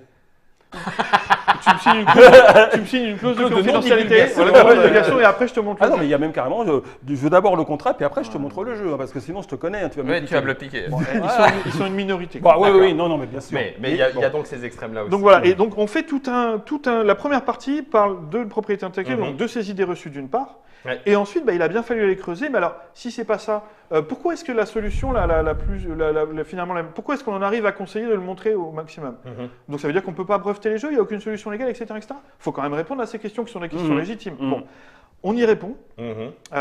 dans la mesure du possible, puisque le statut du jeu de société est hyper flou, c'est-à-dire que, encore une fois, dans la loi, le jeu de société comme les auteurs ne sont pas pris en compte. Tu vois, il y a un code de la propriété intellectuelle cinématographique ou audiovisuelle, alors que le cinéma existe depuis 100 ans. Mhm. Il n'y a pas de code de la propriété intellectuelle du jeu de société, alors que ça existe depuis 10 000 ans. Tu vois, c'est paradoxal, mais c'est comme ça. Et donc, si tu veux, il a fallu. Alors, on peut envoyer ces règles de jeu, il y a des sociétés de dépôt légal, comme on le fait pour les manuscrits de livres. Oui, certes, tu peux. Il y a l'enveloppe solo, oui, c'est une solution de dépôt, entre guillemets, qui coûte que 15 balles, bon, admettons. Mais c'est des solutions de dépôt qui vont seulement prouver l'antériorité de ton concept. Ça n'aura aucune valeur juridique en cas de procès. Ça ne veut pas dire que tu as le droit sur ces mécaniques. Les mécaniques de jeu, ça relève du domaine des idées qui doivent rester de libre parcours. Donc ça doit rester utilisable par tous. Dans le cas de ce que disait Hervé, qu'il a revu d'autres jeux qui reprenaient son idée en mieux, la conclusion de la première partie qui parle de la propriété intellectuelle dit « En l'état actuel de la propriété intellectuelle, littéraire et artistique, la règle du jeu, c'est qu'il faut, si nous on veut pouvoir réutiliser à loisir tout ce qu'on veut et faire ce qu'on veut, il faut accepter que ce qu'on fait peut être de la même manière réutilisé par d'autres. » Voilà. On peut ou pas être d'accord avec ce principe, ça peut se discuter, c'est actuellement la règle. Actuellement, c'est ce qui se passe. Okay. Après, ça prête le flanc en termes de propriété intellectuelle, encore une fois, à des agressions de puissance commerciale, éditoriale, etc., qui disent, bon, vu que je sais que la règle, entre guillemets, n'est pas protégeable, je vais plagier et la règle de tel jeu qui sont à succès, refaire complètement l'aspect graphique, changer le nom. On l'a déjà vu. On l'a déjà vu. Et de le refaire. Légalement, le pire, c'est qu'ils sont dans leurs droits. Bon, jusqu'à une certaine mesure. Oui, bien sûr. Mais ça veut bien dire juridiquement, on attaquera plutôt sur l'aspect du piratage commercial que sur l'aspect du droit à la propriété intellectuelle. Oui, sur la nuisance de bonne exploitation. Voilà, c'est ça. C'est parasitisme, contrefaçon, c'est des notions juridiques. Voilà. Thomas Varchek, l'auteur de Jungle Speed, puisque c'est une des seules jurisprudences qui tourne autour de jeux de société, a parlé récemment dans Ludologie, un podcast, de toute cette histoire de Jungle Speed, Jungle Jam. Donc je renvoie les internautateurs qui ne connaîtraient pas l'histoire parce qu'il en parle bien, ou trouver des articles sur le net, bref. Lors de ce procès, comment ça s'était déroulé, ce qui avait été surtout mis en avant, c'était les similitudes graphiques, le fait que ça utilise un totem en bois, d'une forme précise en plus, que ça fasse appel au thème de la jungle, et qu'il y avait des similitudes au niveau des formes, des icônes, des cartes. Mais admettons que les mecs, ils n'étaient pas aussi débiles pour faire ça, ça aurait été vachement plus compliqué. Ce que je veux dire, c'est que durant le procès, la règle du jeu, ce qui est considéré comme le cœur du jeu, pour nous, auteurs et éditeurs, quand on signe un contrat d'édition, le cœur du jeu, c'est la règle. Même pour les joueurs. Même pour les joueurs, le cœur du jeu, c'est la règle. Je ne nie pas le travail éditorial. Non. Mais juridiquement, ce qu'on signe quand on signe un contrat, le cœur de l'œuvre, de ce qui est plus tard vendu en tant que jeu, c'est la règle. Juridiquement, donc, dans le cadre d'un procès, c'est plus du tout le cas. On s'en occupe plus. C'est complètement paradoxal. La règle n'a aucun poids, extrêmement fragile. Donc nous, ça fonde nos relations éditoriales avec l'éditeur, etc. Machin. Et contractuelles, donc. Et contractuelles. Quand tu arrives en procès, salut. Et un juge pourrait même dire, votre contrat que vous avez signé, même si l'auteur et l'éditeur étaient d'accord entre eux pour dire que c'est une œuvre de l'esprit, ça vaut rien. Un jeu de société est susceptible d'être considéré comme une œuvre de l'esprit. C'est-à-dire qu'il aurait... est susceptible, tu as dit. Il est susceptible. Le mot que tu as employé, c'est susceptible. C'est du conditionnel ou hypothétique, appelons ça comme on veut, c'est très important. Dans le sens où, oui, ça peut être considéré comme une œuvre de l'esprit, comme ça ne peut pas l'être. D'accord. Et d'ailleurs, c'est pas seulement ce que notre avocat nous disait, c'est que c'est pas seulement le cas du jeu de société, ça pourrait être valable pour les œuvres graphiques et plastiques ou les sculptures ou les machins. Encore une fois, c'est une question de contexte, c'est surtout le processus. En termes juridiques, il faut qu'une œuvre démontre l'expression de son auteur, l'originalité de l'expression de son auteur. Il faut qu'elle se trouve sur un support communicable, qu'elle puisse être communiquée à autrui. Et je me rappelle plus c'est quoi la troisième règle, mais c'est les deux plus importantes en gros. D'accord. Oui, vas-y. Et c'est ce processus d'originalité de l'expression. Vu que c'est considéré comme une méthode, comme une suite d'indications, de méthodes, un peu comme une recette de cuisine, pour reprendre ce qu'on se disait, que la règle de jeu en soi ne peut pas être protégée et donc considérée comme une œuvre de l'esprit. Ce qu'on indique dans ce passage sur la propriété intellectuelle, enfin dans le PDF, voilà, c'est que pour que, éventuellement, si ça se passe mal un jour, ou que, voilà, en cas de procès, 90% ça se passe bien. Mais oui, mais quand même, et puis ça pose des vraies questions sur la statut de la règle quand même, sur la règle du jeu, c'est intéressant en soi, même sans procès. Ce qu'il faut faire dans ces cas-là, c'est que, comme maintenant ça se fait de plus en plus, c'est de mettre la règle en annexe du contrat, quand on le signe, et bien cette règle-là, il faut documenter le processus de création au maximum. Indiquer pourquoi on a fait ces choix. Faire l'inverse de le travail d'épure qu'on fait quand on écrit une règle de jeu, d'être accessible, intuitif, efficace, etc. Il faut faire l'inverse. Il faut tout dire. Il faut tout détailler. Thématiquement, il faut mettre l'emphase sur le thème, disant pourquoi j'ai choisi de mettre des zombies et Cthulhu, et pourquoi est-ce que j'ai choisi de mettre du draft parce qu'avant c'était ça, puis finalement j'ai mis de la majorité parce que j'ai vu que ça produisait telle sensation. Et là, un juge verra qu'il y a eu un processus de création qui est l'expression originale d'un auteur. Exactement. Okay. Et c'est considéré comme une œuvre de l'esprit à ce moment-là. Mais c'est pas systématique. D'accord, c'est pas systématique. Non, ça dépend bien sûr des juges, surtout qu'il n'y a pas vraiment de jurisprudence. C'est ça, en plus. Et que du coup, petit à petit, ça va se mettre en place. Mais il faut qu'il y ait les structures adaptées précédemment.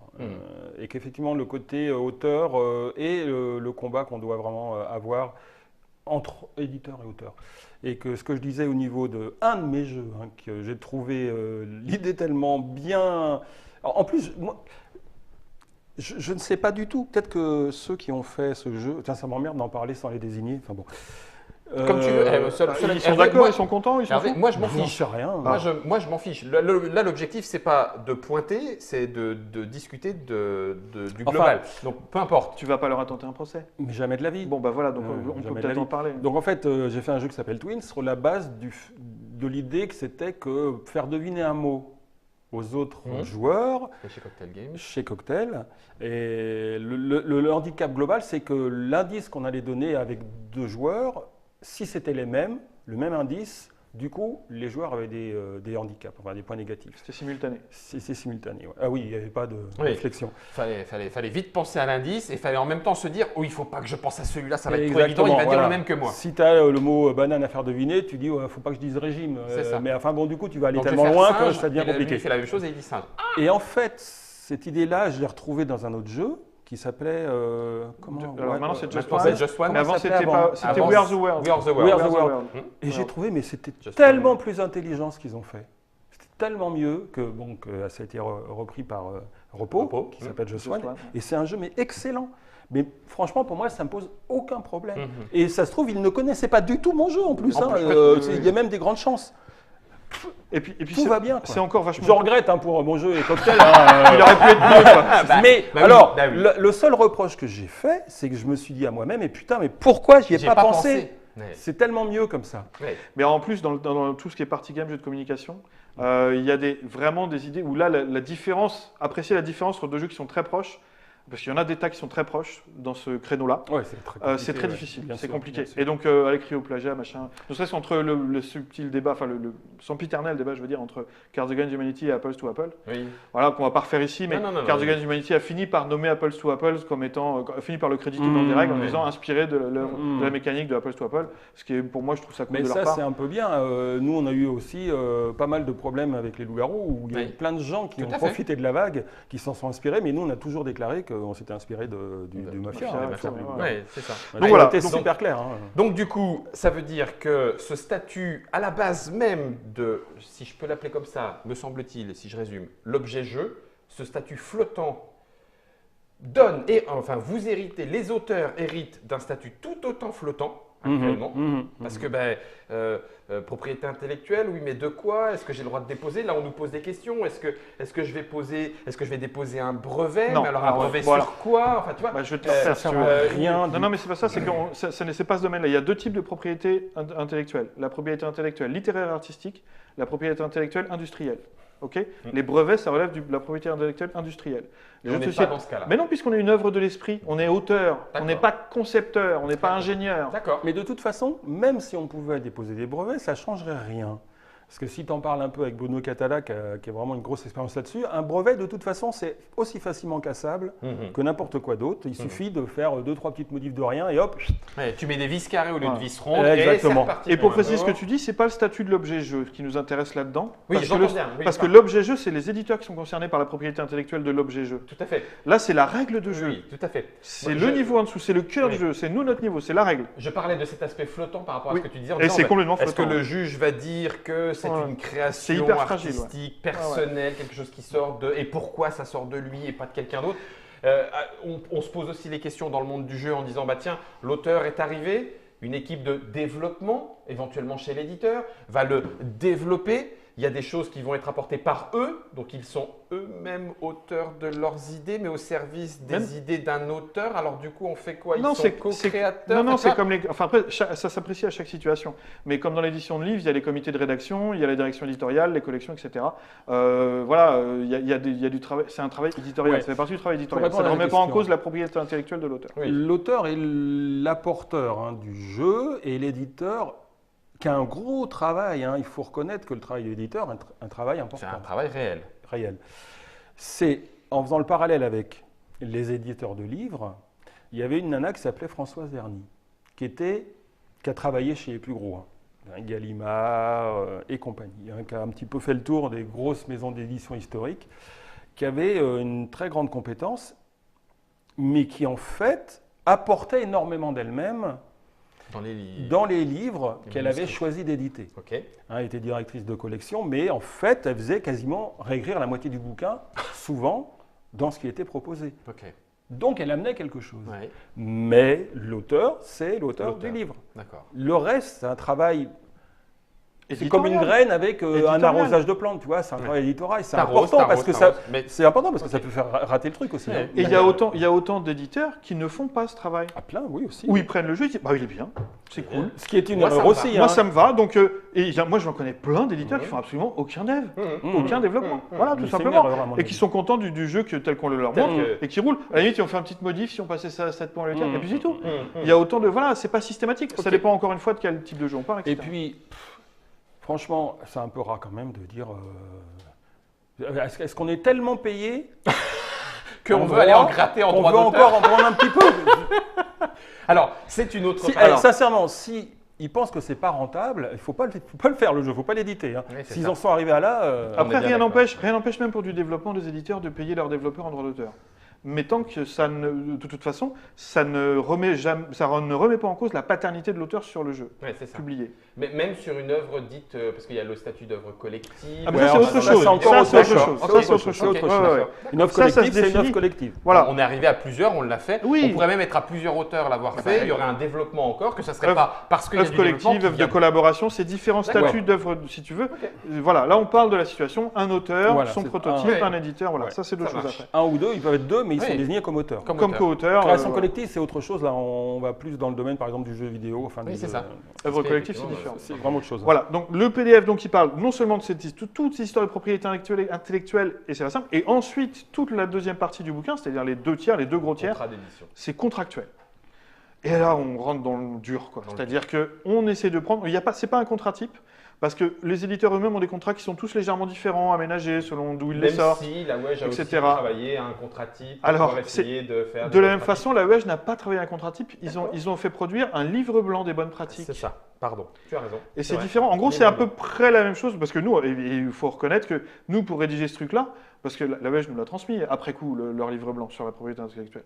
Donc, bien sûr, on l'a lu, et puis on a eu des réunions avec la WEJ toute l'année après qu'ils aient publié leur livre blanc. document, qui était Ouais. prescripteur auprès des éditeurs. Mhm.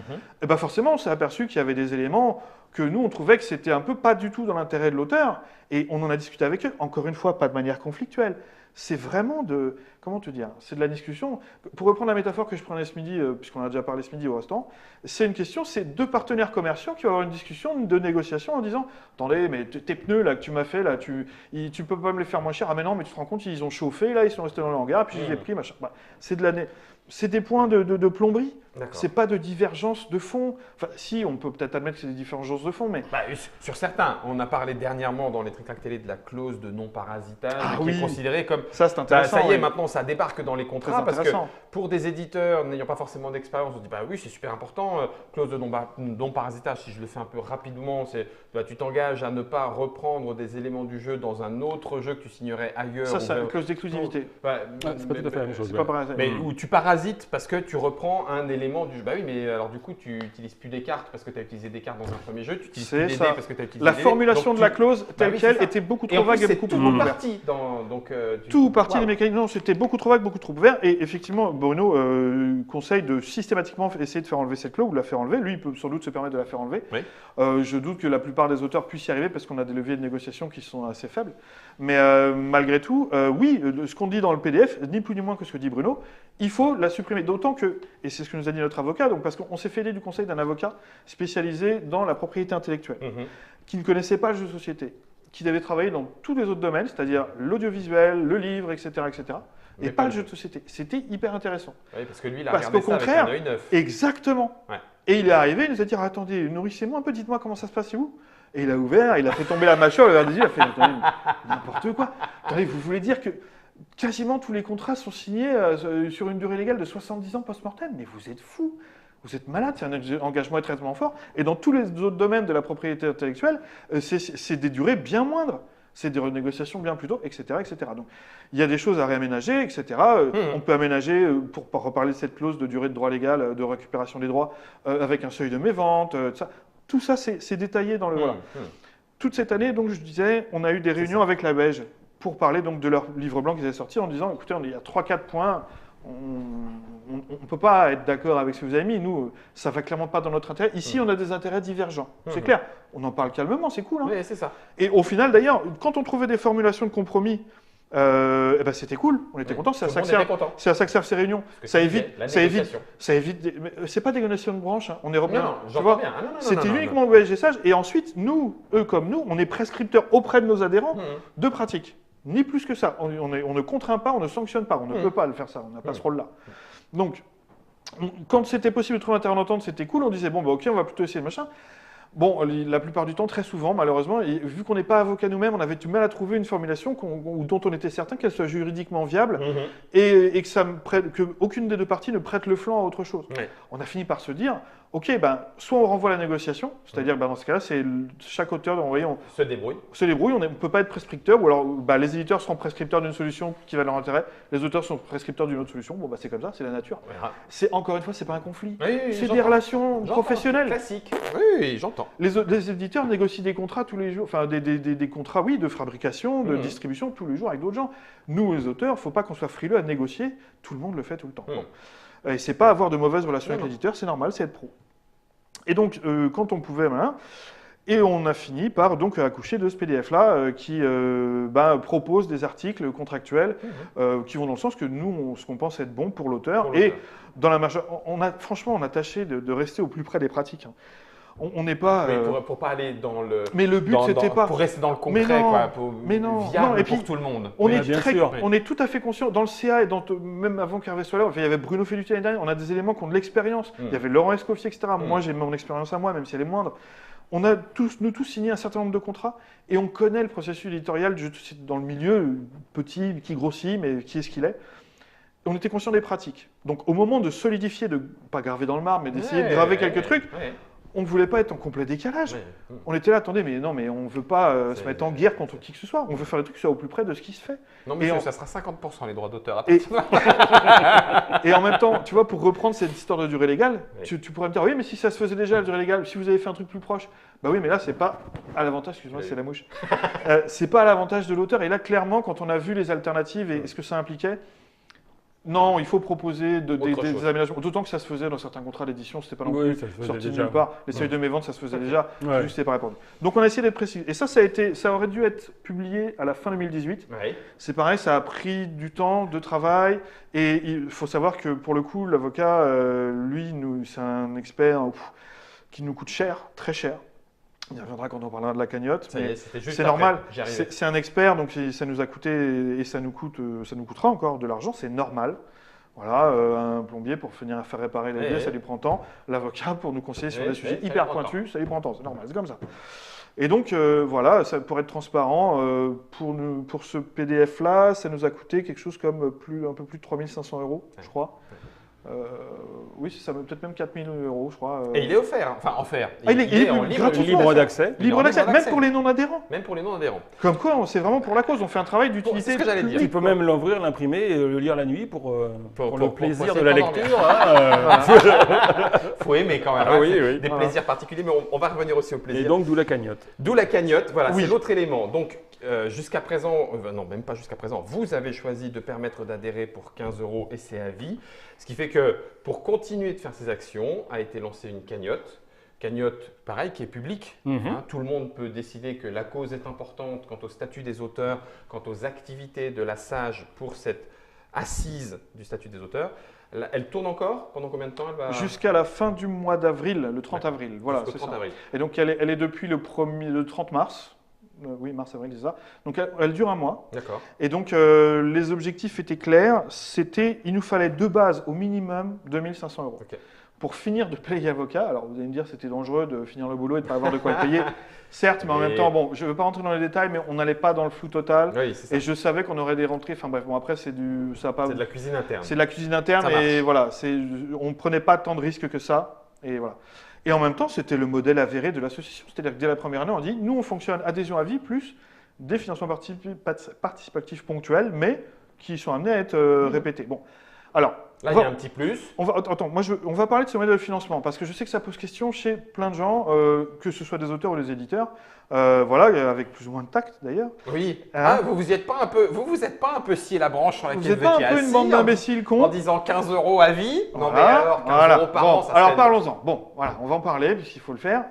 Moi, j'ai absolument aucun problème avec ça. Le truc, c'est que dans les deux cas, factuellement, on demande de l'argent. Admettons qu'on ait fonctionné comme une association classique. Ouais, tous À les demander ans, 15 € tous les ans. tous les ans. D'accord? Comme l'avait fait la Maison des auteurs de jeux. Ils Ouais. ont combien d'adhérents maintenant, la Maison des auteurs de jeux? A priori, pas beaucoup. A priori, 2, voire 3 max s'ils existent encore. D'accord? Nous, Si on jamais ils sont là et qu'ils nous écoutent, on les aime beaucoup, c'est pas le problème. Désolé, mais c'est un constat, c'est factuel. Et justement, c'est partant de ce constat-là, et les ayant vus, ces deux vieux bonhommes très sympathiques au demeurant venir, et de leur expérience, de ce qui s'est passé pour eux, en disant non, il faut que ce qu'on construise, nous, ce soit beaucoup plus pérenne. Et on sait que la population des éditeurs de jeux, c'est des gens qui peuvent difficilement en faire leur métier. C'est des gens qui vont sans doute aller et venir. D'après la consultation, combien en vivent? Ah, alors, auteurs de ouais, jeux. on parle Non, vite mais fait. continue juste cette donnée. Ouais, ouais. Il n'y en a pas beaucoup qui en vivent. C'est combien? Alors, on a eu 86 ou 84 réponses à la Ouais. consultation et il y en a 12 qui en vivent, c'est-à-dire qui gagnent plus de 30 000 € par an. Mais- À peine plus que le SMIC. Sachant qu'il y en a un peu Alors, non. plus dans la vraie vie, hein, parce qu'il y a aussi ceux qui n'ont pas répondu. Hein. Oui, d'accord. Oui, mais oui, donc oui, ça, oui. ça veut dire quoi? Ça va être C'est un un échantillon 10, un représentatif. 15, un 20%? En France. Moi, je dirais 10%. Ah, en pourcentage? Ouais, en pourcentage. Oui, 10%. Ouais, 10%. Donc 10%. Une personne D'auteurs sur 10, édités. d'auteurs édités, édités. 10% en Et encore, vivent. Bon. ouais, moi je pense qu'il y en a moins. mais Après, bon. il y a les auteurs qui sont aussi éditeurs. Enfin, ça, c'est Oui, un peu qui ont autre compliqué, chose. mais Là, c'est compliqué de les savoir purs si on est- auteurs. Alors ceux-là, on les avait pas pris en compte dans la oui, oui, consultation. dans Les les auto-éditeurs, auteurs, n'est pas oui, loin. Et il faut aussi 10%, prendre en compte tous les auteurs qui ont fait un ou deux jeux, mais avant 2015. Et il y en a un paquet. Oui. Mmh. Tu vois? Donc ces données, c'est représentatif c'est une photo à l'instant T. Oui. Mais si par exemple on voulait un échantillon, si on voulait avoir une perspective depuis, admettons, les années 90, les débuts du jeu de société moderne, ça changerait encore la donne, Oui. tu vois. Oui, d'accord. Et Mais bon. ce pourcentage de gens qui en vivent se réduirait De probablement. plus en plus. Bon. Donc ça veut donc bien dire qu'on ne pouvait pas partir sur, enfin que vous ne souhaitiez pas partir sur un modèle en disant ils en vivent suffisamment pour leur demander une cotisation annuelle. Et c'est surtout que vu que ce n'est pas un métier, une profession, faut pas s'attendre à ce que les gens y adhèrent tous les ans, comme parce que c'est leur activité, parce que c'est leur entreprise qui les fait vivre tous les ans et donc qui est pérenne. D'accord. Ok. Actuellement, on ne peut pas vivre du jeu de société en tant qu'auteur. C'est un métier parce que ça demande du savoir-faire, du travail, des déplacements, etc., du temps, etc., machin, des dépenses aussi, bien sûr. C'est un énorme investissement. Quand on dit que l'auteur ne prend pas de risques, c'est faux. Un auteur de jeu, il prend énormément de risques parce que le temps de sa vie qu'il passe à créer cet objet, C'est dont pas il autre n'a chose. aucune. Alors, quand tu fais ça en plus de ton boulot, oui, on peut considérer que c'est un plaisir, un hobby et que, oui, tu ne prends pas de plaisir. risques. Plaisir. On a dit qu'on en parlerait, mais alors plus tard. Là, Ouais, je vais pas être trop on dans a le mis du plaisir. temps Là, je à vais en être dans la parler, hein. souffrance. Ouais, c'est ça. Je vais être dans la souffrance, le sang, les larmes. C'était cette partie-là du film. Ah ouais. Non, Bonjour c'est- Winston. non, mais c'est pour dire que non, pour les auteurs de jeux qui ont l'intention de vouloir en vivre, c'est une énorme prise de risque. Mmh. Moi, en tant que travailleur indépendant, parce que je suis graphiste indépendant à la base, tout temps que je passe à ne pas travailler sur quelque chose qui me paye dans les brefs délais, c'est une C'est énorme prise. potentiellement du temps C'est perdu. une énorme prise de risque. Mhm. Voilà. Donc, même financièrement, c'est un risque. Ok. Bon. Donc du coup, cotisation à vie. Adhésion à vie. Et moi, je me disais, bon, bah, comme ça, et surtout, moi, mon côté que je voyais, et que je vois encore à faire des cagnottes qui sont plus qu'un simple appel à cotisation de nos adhérents, c'est au-delà du fait de conserver du coup un nombre d'adhérents qui ne peut faire que grossir et qui fera qu'on aura une association qui restera crédible auprès des institutions, parce qu'on sait qu'on s'engage dans des démarches à très long terme. On D'accord. va parler avec le ministère de la Culture, on va parler avec la sécurité Les sociale, avec les députés, impôts, avec des députés, on va Mhm. parler, etc. Ça va se jouer dans les années à venir. Mhm. Et donc, on ne peut pas se permettre, parce que les gens qui sont auteurs de jeux ne Vont le et sont viennent. peut-être plus après, vont et viennent, se sentent pas professionnels, se sentent pas artistes-auteurs. On a un Mhm. gros problème d'identité par rapport à ça. Mhm. Et pour toutes ces raisons, on ne peut pas se permettre que cette action soit fragilisée. Mhm.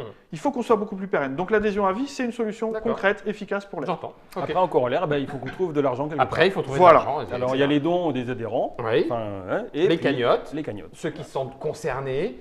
Là, c'est pareil. On aurait D'ailleurs, pu si dire, des tiens, vous éditeurs voulez veulent consul- participer à la cagnotte, ils sont les bienvenus. Bah oui. Il n'y a pas de raison. Oui, Il y a pas de raison. mais Et oui. puis, Il y a pas de problème. Il y aura peut-être des badges sages, des Hervé Marly viendra manger chez vous. Non, On les a, les badges stages. Petit meurtre éphémère à la maison. Hein, allez hop, animation. T'as raison. Oui, Mais alors, mais déconne Guillaume, mais on s'est posé la question de mettre des contreparties. oui, on s'en était posé cette Mais question. bien sûr, peut-être pas de mais je me faire suis aller dit, voir Hervé chez vous. Pas sûr, mais- ce serait très motivant. Mais pas bon. Non, finalement, on a décidé de ne pas mettre de contrepartie. On verra si le modèle change dans l'avenir. D'accord. Pour celui-là, on était très short au point de vue temps. On a dit non, là c'est juste, c'est pour la cause. Aidez-nous, filez-nous des sous, on en a besoin. Voilà tout ce qu'on a fait ces dernières années. Regardez le PDF. On est présent sur les festivals où on peut, on fait une réunion publique, on a informé, on informe les gens, peuvent envoyer un mail sur des auteurs de jeux pour se faire renseigner, etc. L'information et l'information. Mais oui, c'est très important ça, et etc. Informer aussi tous les outils qu'on a en place sur le site, on n'en a pas parlé du tout, mais on référence tous les collectifs d'auteurs. C'est-à-dire qu'un nouvel auteur qui émerge, pop, dans sa campagne, il a montré la page avec les collectifs. Et ben voilà, on liste tous les collectifs d'auteurs en disant où est-ce qu'on peut les contacter, où est-ce qu'ils se retrouvent, etc. De la même façon, on montre les ressources utiles. C'est-à-dire que des tas de ressources qui touchent autant le game design que le prototypage, etc.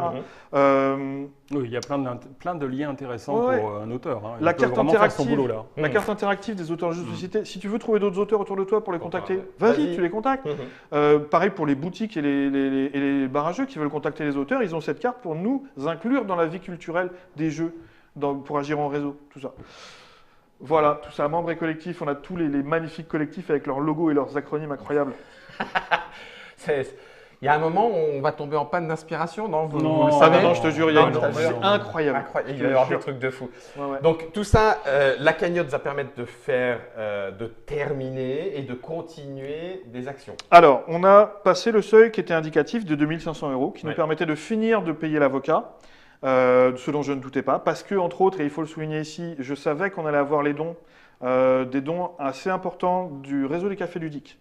Et là, il faut le souligner parce que le réseau des cafés ludiques a fait un acte volontaire. On n'a jamais été les chercher pour quoi que ce soit, quelque forme de financement, même si on s'entend bien entre associations. Eux-mêmes, ils ont réfléchi de leur côté au fait que dans les bars à jeux, ils utilisent le jeu de société comme support de leur activité, qui est souvent, même si c'est associatif, à but commercial. Et du coup, à l'inverse, ou voilà, à contrario des autres supports comme le livre ou la musique, où il y a des organismes qui récupèrent, la SACEM, etc., la SOFIA, etc. Mais ce qui n'existe pas pour l'instant, ce qui quelque on part est une sorte de chose un peu bizarroïde. On est d'accord.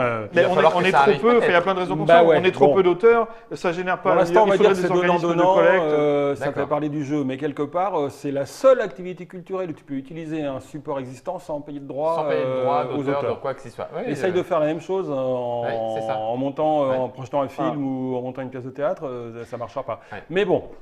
Pour l'instant, c'est un combat. Il faut l'aménager ça aussi parce que bref, c'est un autre sujet. Mais donc le réseau de café ludique était conscient de ça, de ce vide juridique. Et eux, ils voulaient faire les choses bien parce qu'ils sont tout autant que nous défenseurs du fait que le jeu de société est un objet culturel. Donc ils disaient il y a un problème, mais on ne veut pas le cacher sous le tapis. On veut montrer qu'on en est conscient, on veut prendre nos responsabilités. Et même si ça n'a pas valeur de droit d'utilisation, on veut faire des dons symboliques pour montrer qu'on est conscient et faire un geste de soutien. Et comme il n'y a pas d'autres acteurs, à défaut de pouvoir redistribuer véritablement les droits aux ayants droit, qu'ils soient auteurs, éditeurs, etc., et on va les filer à la SAGE, puisqu'après tout, vous êtes le seul organisme qui existe, qui soit le plus proche représentant des auteurs. Donc ils nous ont fait des dons. Alors c'était même entre eux, c'était pas une contrainte, c'était comment ils ont appelé ça? Merde, je sais plus. En gros, le CA disait ce serait bien de le faire à ses adhérents.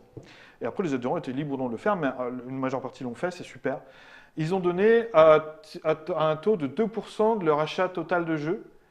Alors certains depuis qu'ils existent, d'autres de l'année écoulée. Mais dans les deux cas, c'est juste génial. Ça représente des sommes qui vont au-delà du petit don que peut faire un auteur de jeu de 5-10 balles, parce qu'on fait avec nos maigres moyens. C'est des dons un peu plus conséquents, parce que c'est des entreprises, les bars à jeux, donc ils ont des chiffres d'affaires qui sont bien plus conséquents que voilà. Et donc, même s'ils ne roulent pas sur l'or, on le sait, bref, bon, peu importe. Ils nous ont fait ces dons, et donc je savais qu'avec ces 2 000 €, on allait pouvoir payer l'avocat. Ensuite, donc, il y avait 500 € pour les frais généraux, l'hébergement du site web, fonctionnement, la salle pour l'Assemblée Générale à Cannes, etc. Et puis au-delà de 2 500 €, c'est vers l'infini et au-delà. C'est-à-dire que le gros sujet dont on parle depuis le début de cette vidéo, c'est le statut de l'auteur, entre autres, puisqu'on n'a pas la On y arrive. On y arrive, enfin. C'est ça qu'on voulait dire. Le plaisir. On en parlera après. Mais pourquoi a été créée l'association à la base? Il faut un statut pour les auteurs de jeux, un statut fiscal et social. Il faut qu'on soit marqué dans les textes. Même si là, de fait, les impôts acceptent qu'on déclare nos droits d'auteur, la GSA nous accepte. Au moindre souci individuel, c'est-à-dire si un petit auteur avec son administration dans son coin se voit refuser le fait de pouvoir déclarer ou cotiser, il n'y a aucun texte de loi qui prouvera le contraire à l'intervenant extérieur en face. Quoi. Donc voilà, donc ça il faut. Et puis pour le principe, il faut le faire. Et donc ça, c'est un travail long terme pour lequel on a évidemment besoin de l'avocat. Parce qu'alors là, il va falloir aller déposer des saisines dans les ministères. je sais même pas par où il faut passer. Non mais c'est vrai. Pour te dire à quel point on est ignorant de ces couloirs administratifs, Ouais. c'est l'Astérix dans, tu sais, le domaine les Jeux Olympiques, non, les 12 travaux d'Astérix, je crois, Oui. où il arrive, Les l'étage jaune, bandes, le formulaire le formulaire B812. G, c'est ça. On est complètement là-dedans. Ouais. Et nous tous, Océan, on est complètement perdus là-dedans. Il faut des juristes, un avocat pour nous guider là-dedans. Bon. Donc on a besoin de l'avocat là-dessus. Il va falloir sans doute monter un dossier, voilà, ou juridiquement qui soit carré, béton et tout ça. Qui va prendre du temps. On a fait, voilà, etc. Donc il va falloir qu'on ressollicite l'avocat pour ça.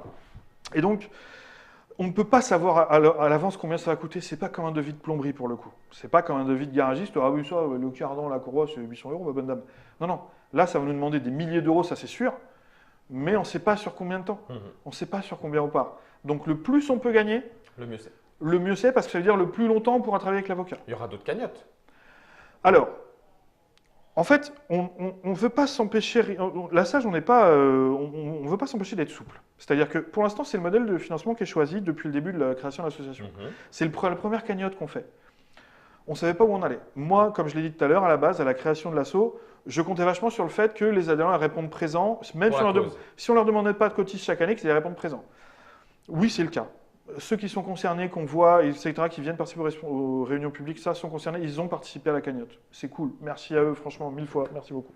Enfin, merci beaucoup. Là. Merci beaucoup. Voilà, ça. Encore une fois, vraiment. Mais, si tu veux, on voulait toucher plus de gens, les joueurs potentiels, en essayant de les sensibiliser un peu sur le fait, est-ce que les auteurs de vos jeux existent, etc. Et pour moi, c'était le bon truc. On remarque à la cagnotte, même si c'est très honorable ce qu'on atteint, là on est à 4 300 €, j'espère qu'on atteindra les 5 000 et plus, si affinité, d'ici la fin, et cette vidéo va sans doute y contribuer. Mais bien sûr, on l'espère, si vous êtes sensibilisé. Bah ouais, mais comment dire, on s'est aperçu que, encore une fois, les auteurs de jeux sont une population hétéroclite. Tu as très peu de professionnels, comme on disait. Ils sont une dizaine en France à vivre du jeu. Une douzaine, tu vois, un truc comme ça, peut-être un peu plus ou moins. Mais... Dont Hervé. Oui, mais c'est pas grave. Le but, c'est pas de pointer les gens. Tant mieux pour Hervé. Je dis ça parce que comme on en a parlé, et c'est ce que tu disais, et ça m'a ouvert les yeux en me disant, bah oui, c'est vrai, tu as raison. Il pourrait très bien y avoir, tu l'as même dit dans la vidéo un peu au début, il pourrait très bien y avoir le fait, moi je suis un petit peu dans mon coin, et puis moi je peux me permettre de refuser, ou etc. Bah oui, mais non. Au-delà de ça, je pense que c'est comme d'habitude, après ça fait des phrases un peu, des grandes phrases, mais il y a ma petite vie, puis il y a le global. Objectivement, j'ai aucun intérêt à m'investir là-dedans. Bah oui, c'est clair. Pourquoi est-ce que j'irais donner j'en ai donné de l'argent, mais j'ai pas besoin, moi, personnellement, de ça. J'en ai pas besoin. C'est vraiment pour les autres. C'est la cause. Ça fait un peu Mère Teresa, ce que je dis. Mais t'as raison de le dire. Il y a vraiment à faire avancer ça. Voilà, c'est pas du tout un combat personnel. Encore une fois, j'aurais très bien pu dire, bon, écoutez, démerdez-vous, hein. Moi ça va bien. Hein. Mais c'est pour ça que tu dis les joueurs, et c'est important. Du coup, oui, si on veut que les auteurs puissent le faire de façon confortable, et on est bien sensibilisé, me semble-t-il, si vous êtes un peu au courant de tout ce qui se passe autour des auteurs, de bande dessinée, de la précarité. Oui et non, en fait. Je suis désolé, mais non, en fait. On est sensibilisé, mais non, on ne l'est pas. Les Alors, auteurs de jeux de société, les auteurs de bande dessinée de livres ont déjà énormément de mal à gagner de la visibilité, à faire du bruit, à se faire entendre. Je sais bien. Alors t'imagines, eux ils sont déjà dans le train, ils ont leur statut fiscal et social, ils l'ont déjà. Et ils sont précaires, clairement, je veux dire, 41% des auteurs BD vivent en dessous du SMIC, etc. On connaît les chiffres, ou pas, si vous ne les connaissez pas, allez vous renseigner, c'est incroyable. Les auteurs sont précaires.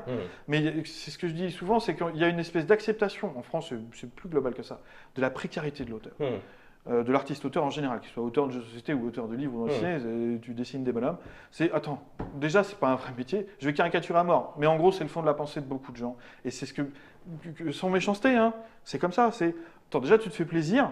Dessiner des petits tu vois, en plus, c'est pas un métier. En plus, donc tu te fais plaisir, donc tu devrais pas, il n'y a pas de raison que tu en vives. Et puis c'est normal, tous les auteurs ils bouffent de la vache enragée. On a cette image d'Épinal, tu sais, du créateur dans sa chambre en soupente là. Et à la fin, quand il a 50 ans, il est dans une émission de télé où il s'en souvient avec émotion, tu vois. Mais ce qu'on voit pas, c'est que celui qui parle, pour un qui parle à la télé le moment où il bouffait de la vache enragée, il en reste 25 000 qui bouffent de la vache enragée toute leur vie, parce qu'ils vivent pas de leur métier, de création quoi. Exactement. Une image romantique qui va avec. Mais c'est complètement ça. Et donc, si tu veux, tout ça contribue au fait que les auteurs, finalement, ils ont bien ce qu'ils méritent, mais on va pas... Enfin, tout ça fait une espèce de marasme. Comment te dire, tu vois dis donc, déjà qu'on travaille pour le plaisir, si en plus on doit gagner de l'argent, mais c'est ça. Tu te rends compte? C'est ça. Alors que la plupart des gens sont chiés dans et puis, il y a plus grave, ma bonne dame. Et la fin dans le monde. Oh bah oui. Pour des jeux. Oh, attends. Et en soi, On sent qu'il y a des trucs là. alors, comment ne pas être d'accord avec ça? Oui, la fin dans le monde, c'est plus grave que le statut des auteurs, c'est évident. Ah oui. Mais bien sûr. Oui. Simplement, moi, parce que pour te dire, pour parler des joueurs et de Trick Track, puisqu'on en parle, j'ai posté un message sur le forum de Trick Track au tout début de la cagnotte. Voilà, on discute jeu. J'ai recueilli 2 réponses assez laconiques qui, en gros, disaient oui, alors là, c'est bon, tout le monde commence à faire une cagnotte d'une part. Ensuite, il y a plus grave, en substance. Hein. Moi, j'ai priorisé, je vais donner à des assos locales qui filent à bouffer ou qui soignent des gens, en gros. Et en soi, je dis mais oui, mais t'as raison, c'est pas le plus grave ce qui nous arrive. Simplement, si tu veux vraiment prioriser et remettre les choses en perspective, là, on est sur un forum où les gens, ils dépensent de leur budget, puisque c'est des passionnés, plusieurs dizaines ou plusieurs centaines d'euros en jeux de société à l'année, puisque c'est des passionnés. Donc on peut peut-être se dire que filer 5 ou 10 balles sur ces 300, 400 euros que je dépense à l'année, et ces 300 et 400 euros, pardon, mais ils nourrissent personne et ils soignent personne. Oui, c'est voilà, là, ils ne sont pas donnés à la fin dans le monde non plus. Tu vois ce que je veux dire? Un plaisir de jeu. Ok, mais voilà. Et ben dans ces cas-là, 5 ou 10 balles, ça ne me paraît pas déconnant de les demander. Même si par ailleurs, il y a plus grave, et des causes qui méritent sans doute plus. Tu vois, c'est comme si chacun, c'était un gros jeu de gestion, et j'ai dit, non, moi, je donne que 15 balles, en tout et pour tout, donc autant le filer au gamin qui meurt de faim. Oui, ok. Mais dans ces cas-là, il faut regarder qu'à côté, tu files 500, tu claques 500 balles en jeu de société. Tu vois. Donc si tu changes un peu ton prisme de doigt, voilà, il y a peut-être une petite remise en perspective à faire. Donc voilà, donc moi, j'espère toucher on espère toucher les joueurs en là de ça. Donc on s'est aperçu avec la cagnotte que oui, il y en avait plein qui répondaient présent et c'est cool parce qu'on a une association qui se solidifie, où les auteurs sont conscients qu'il y a une espèce de corporatisme qui se développe. On est conscient, mais oui. Bon, on l'a compris. La dernière AG, on était bien, on a parlé entre nous, c'était bien. Mais, comme on l'a déjà dit tout à l'heure, c'est une profession qui n'en est pas une, qui n'est pas changeante. Les gens, soit ne peuvent pas en vivre, ou du coup, le cercle vicieux, n'attendent pas d'en vivre, n'espèrent pas en faire leur métier. Et donc, du coup, ils ne donnent pas ou peu non plus à la cagnotte. Parmi les adhérents, je n'ai pas fait le compte, mais on a 250 adhérents et en tout, là, on doit en être à 90 dons, un truc comme ça. Et y compris les cas. On n'en est même pas, on n'en est pas à 30-40% de nos adhérents. Donc, si tu veux, même parmi nos adhérents qui se sentent compte, blablabla, pas tous ont donné, etc. Oui, je comprends. Donc, pour l'instant, on fonctionne comme ça. Il n'est pas interdit qu'on fasse autre chose. On fasse autre chose, c'est-à-dire, alors, quoi qu'il arrive, ça restera adhésion à vie. Ça, il est pour moi, après, je sais pas, une fois que je partirai du CA, ils feront bien ce qu'ils veulent. C'est pas moi l'asso, c'est le CA, c'est les auteurs, ils font bien ce qu'ils veulent. Je pense que ce serait une bonne chose que ça reste adhésion à vie pour toutes les bonnes raisons qu'on a dit tout à l'heure. Ouais. Après, c'est pas interdit, par exemple, qu'il y ait des soutiens qui soient annuels pour des auteurs qui ont les moyens de donner un petit peu plus, ceux qui sont en voie de professionnalisation, semi-pro ou professionnels, de dire un peu, d'avoir des cotisations un petit peu plus élevées qui du coup sont annuelles. Vous voulez pas éditer un jeu de société, le jeu de société des auteurs ou... Ben non, on n'est pas éditeur. Bon, si vous voulez des idées à la con, vous me demandez. Bah oui, bah non alors. Tu peux la garder celle-là. Il y a aussi la possibilité de faire, par exemple, au-delà d'une cagnotte comme ça, momentanée, de faire quelque chose avec des contreparties. Ce serait une possibilité. C'est-à-dire que tu fais un financement participatif, mais là, pardon, je vais paraître extrêmement cynique avec la plupart des joueurs passionnés de Trick Track qui nous regardent, mais le consommateur, le joueur qui, dans notre époque, est vachement consommateur, qui va aller tacler le petit prix à 2 € près chez Philibert, de chez machin, qui va aller regarder au poids le KS, qui va aller regarder, etc. machin, eh bien celui-là, peut-être que ça va l'appeler pour dire attendez, vous avez vu, les auteurs de jeux, ils ont fait un petit jeu avec des cartes là. Oui. Putain, mais c'est exclusif quoi, c'est exclusif KS, on va leur faire un truc. Voilà. Et là, ça va peut-être appeler des gens qui trouveront un intérêt à participer. Non, j'ai rien dit. Ceux qui du coup ne voient pas d'intérêt dans l'intérêt général et qui pensent plutôt d'ailleurs, et pas forcément à mal, mais si, moi je veux dire à mal parce que c'est naze, mais qui voient leur intérêt individuel, qui sont acheteurs, qui sont consommateurs, et ben ils vont trouver je vais faire d'une pierre deux coups, je vais donner aux auteurs et je vais m'acheter ce jeu qui a l'air charmant. Bon, enfin, on essaiera de trouver quelque chose.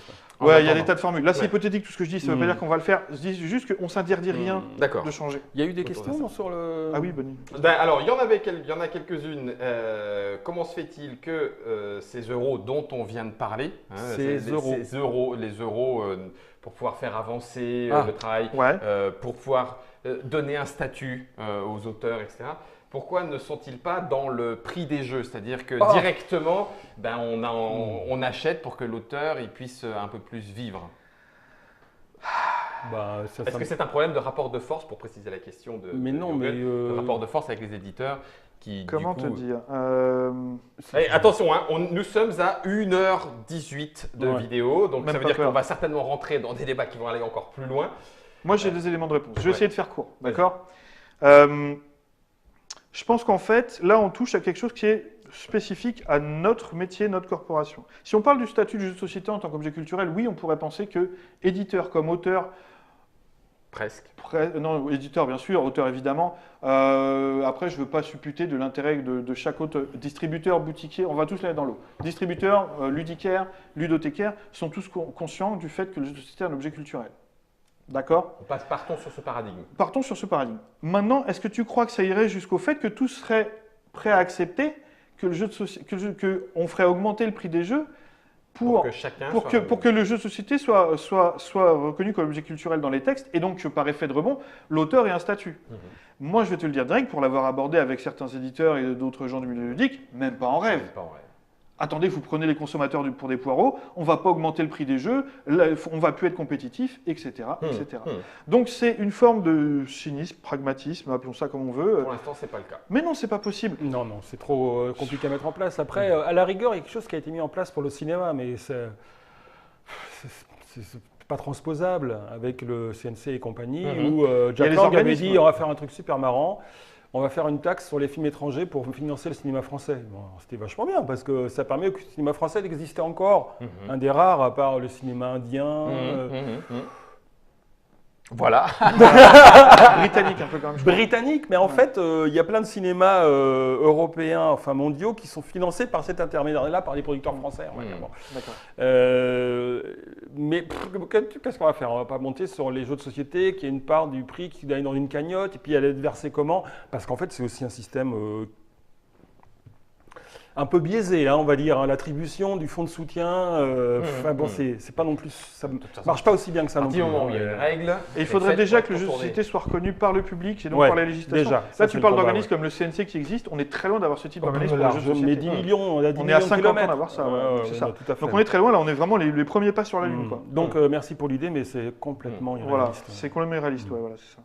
Donc, les auteurs autour de la Sage se sont mobilisés, ils le seront d'une façon ou d'une autre, quoi qu'il en soit, on ne s'interdit pas. Il faut qu'on continue, on ne va pas s'arrêter, on aura besoin d'argent, la finance c'est le nerf de la guerre. Voilà, autour de cette reconnaissance du métier d'auteur qui passera certainement par la reconnaissance du jeu en tant qu'objet culturel. L'un ne pourrait pas aller sans l'autre. En fait, l'un va aller avec l'autre. C'est-à-dire que quand on aura la première étape, après, la suite doit être totalement logique. Techniquement, c'est deux étapes différentes dans le sens où nous, on se bat d'abord pour changer les textes réglementaires, c'est-à-dire le règlement de la sécurité sociale, le règlement des impôts. Après, le statut de jeu de société en tant qu'objet culturel, c'est plus aller modifier le code de la propriété intellectuelle, donc des codes de loi.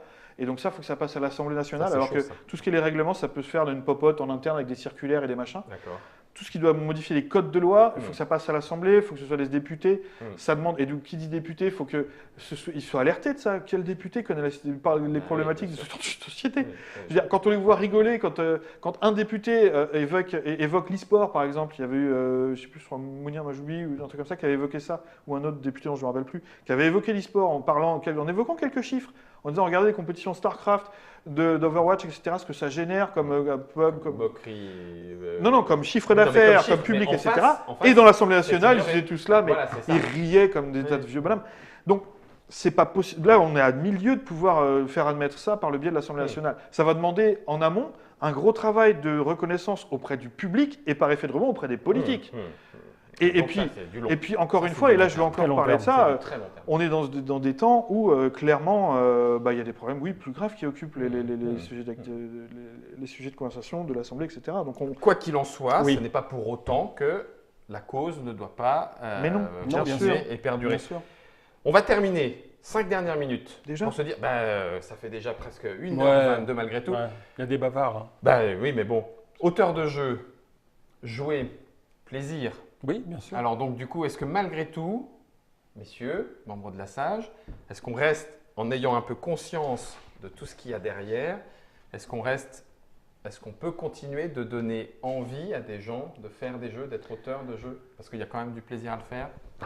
L'envie, elle existe de toute façon à la base et on n'est pas là pour la détruire. Au contraire, on est là pour faire en sorte qu'il y ait une sorte de faire perdre l'angoisse les auteurs qui veulent proposer quelque chose, c'est tout. Tu disais enlever la peur. Ouais, bien sûr. Enlever la peur par Mais rapport à aussi tout du ça. côté éditeur. Hein. Oui, bah, Il faut qu'on enlève la peur de tous les côtés. Parce que la peur génère l'agressivité c'est celle que je voulais. et qui génère des conflits et Ouais, des problématiques. Donc ouais. il faut faire en sorte que ni les auteurs ni les éditeurs se N'aient soient dans peur des les uns des situations autres. de peur, de qu'est-ce qui va se passer, quoi. Qu'est-ce qu'ils vont me Voilà. demander? Ouais, Qu'est-ce que ouais. je vais encore devoir payer pour leur Et faire puis, exactement. quelque part, ce que montrent ces documents et tout ce que ça montre, c'est-à-dire de ce qu'on dit depuis tout à l'heure, qu'on ne peut pas en vivre, qu'on n'a pas, etc., ça veut juste dire que justement, la seule bonne et vraie raison, la dernière vraie bonne raison de le faire, c'est le plaisir. Oui. Si tu le fais pas pour le plaisir, tu le fais pour rien, puisque Ah, bah, c'est pour carrément vivre du ça. jeu, tu peux pas le. En fait, un dernier retour, après j'arrête, de la consultation, qui était intéressant. Les retours sont consultables en ligne? Elles sont Bah, alors dans oui, une oui, forme, si, ce sera comme ces PDF-là. D'accord. En fait, là, c'est parce que qui s'occupe du traitement, et j'ai oublié de les citer, c'est moche de ma part, donc je vais le faire maintenant. C'est le club, c'est anciennement CNJ, Centre National du Jeu de Boulogne-Billancourt, Le centre ludique. le centre ludique de Boulogne-Billancourt. qui est Boulogne-Billancourt. C'est ça. Voilà. le club. Qu'on a. Donc ça sera sous ce format-là. Oui, Ah, enfin bon. en PDF, parce En que là, PDF, moi, je oui, sais, bien voilà. sûr, PDF, ça, c'est pas censé. Oui, être oui, oui. cette- Mais en PDF, ce sera le même format, et en fait, on va faire un rapport récapitulant. Alors, les deux seront dispo.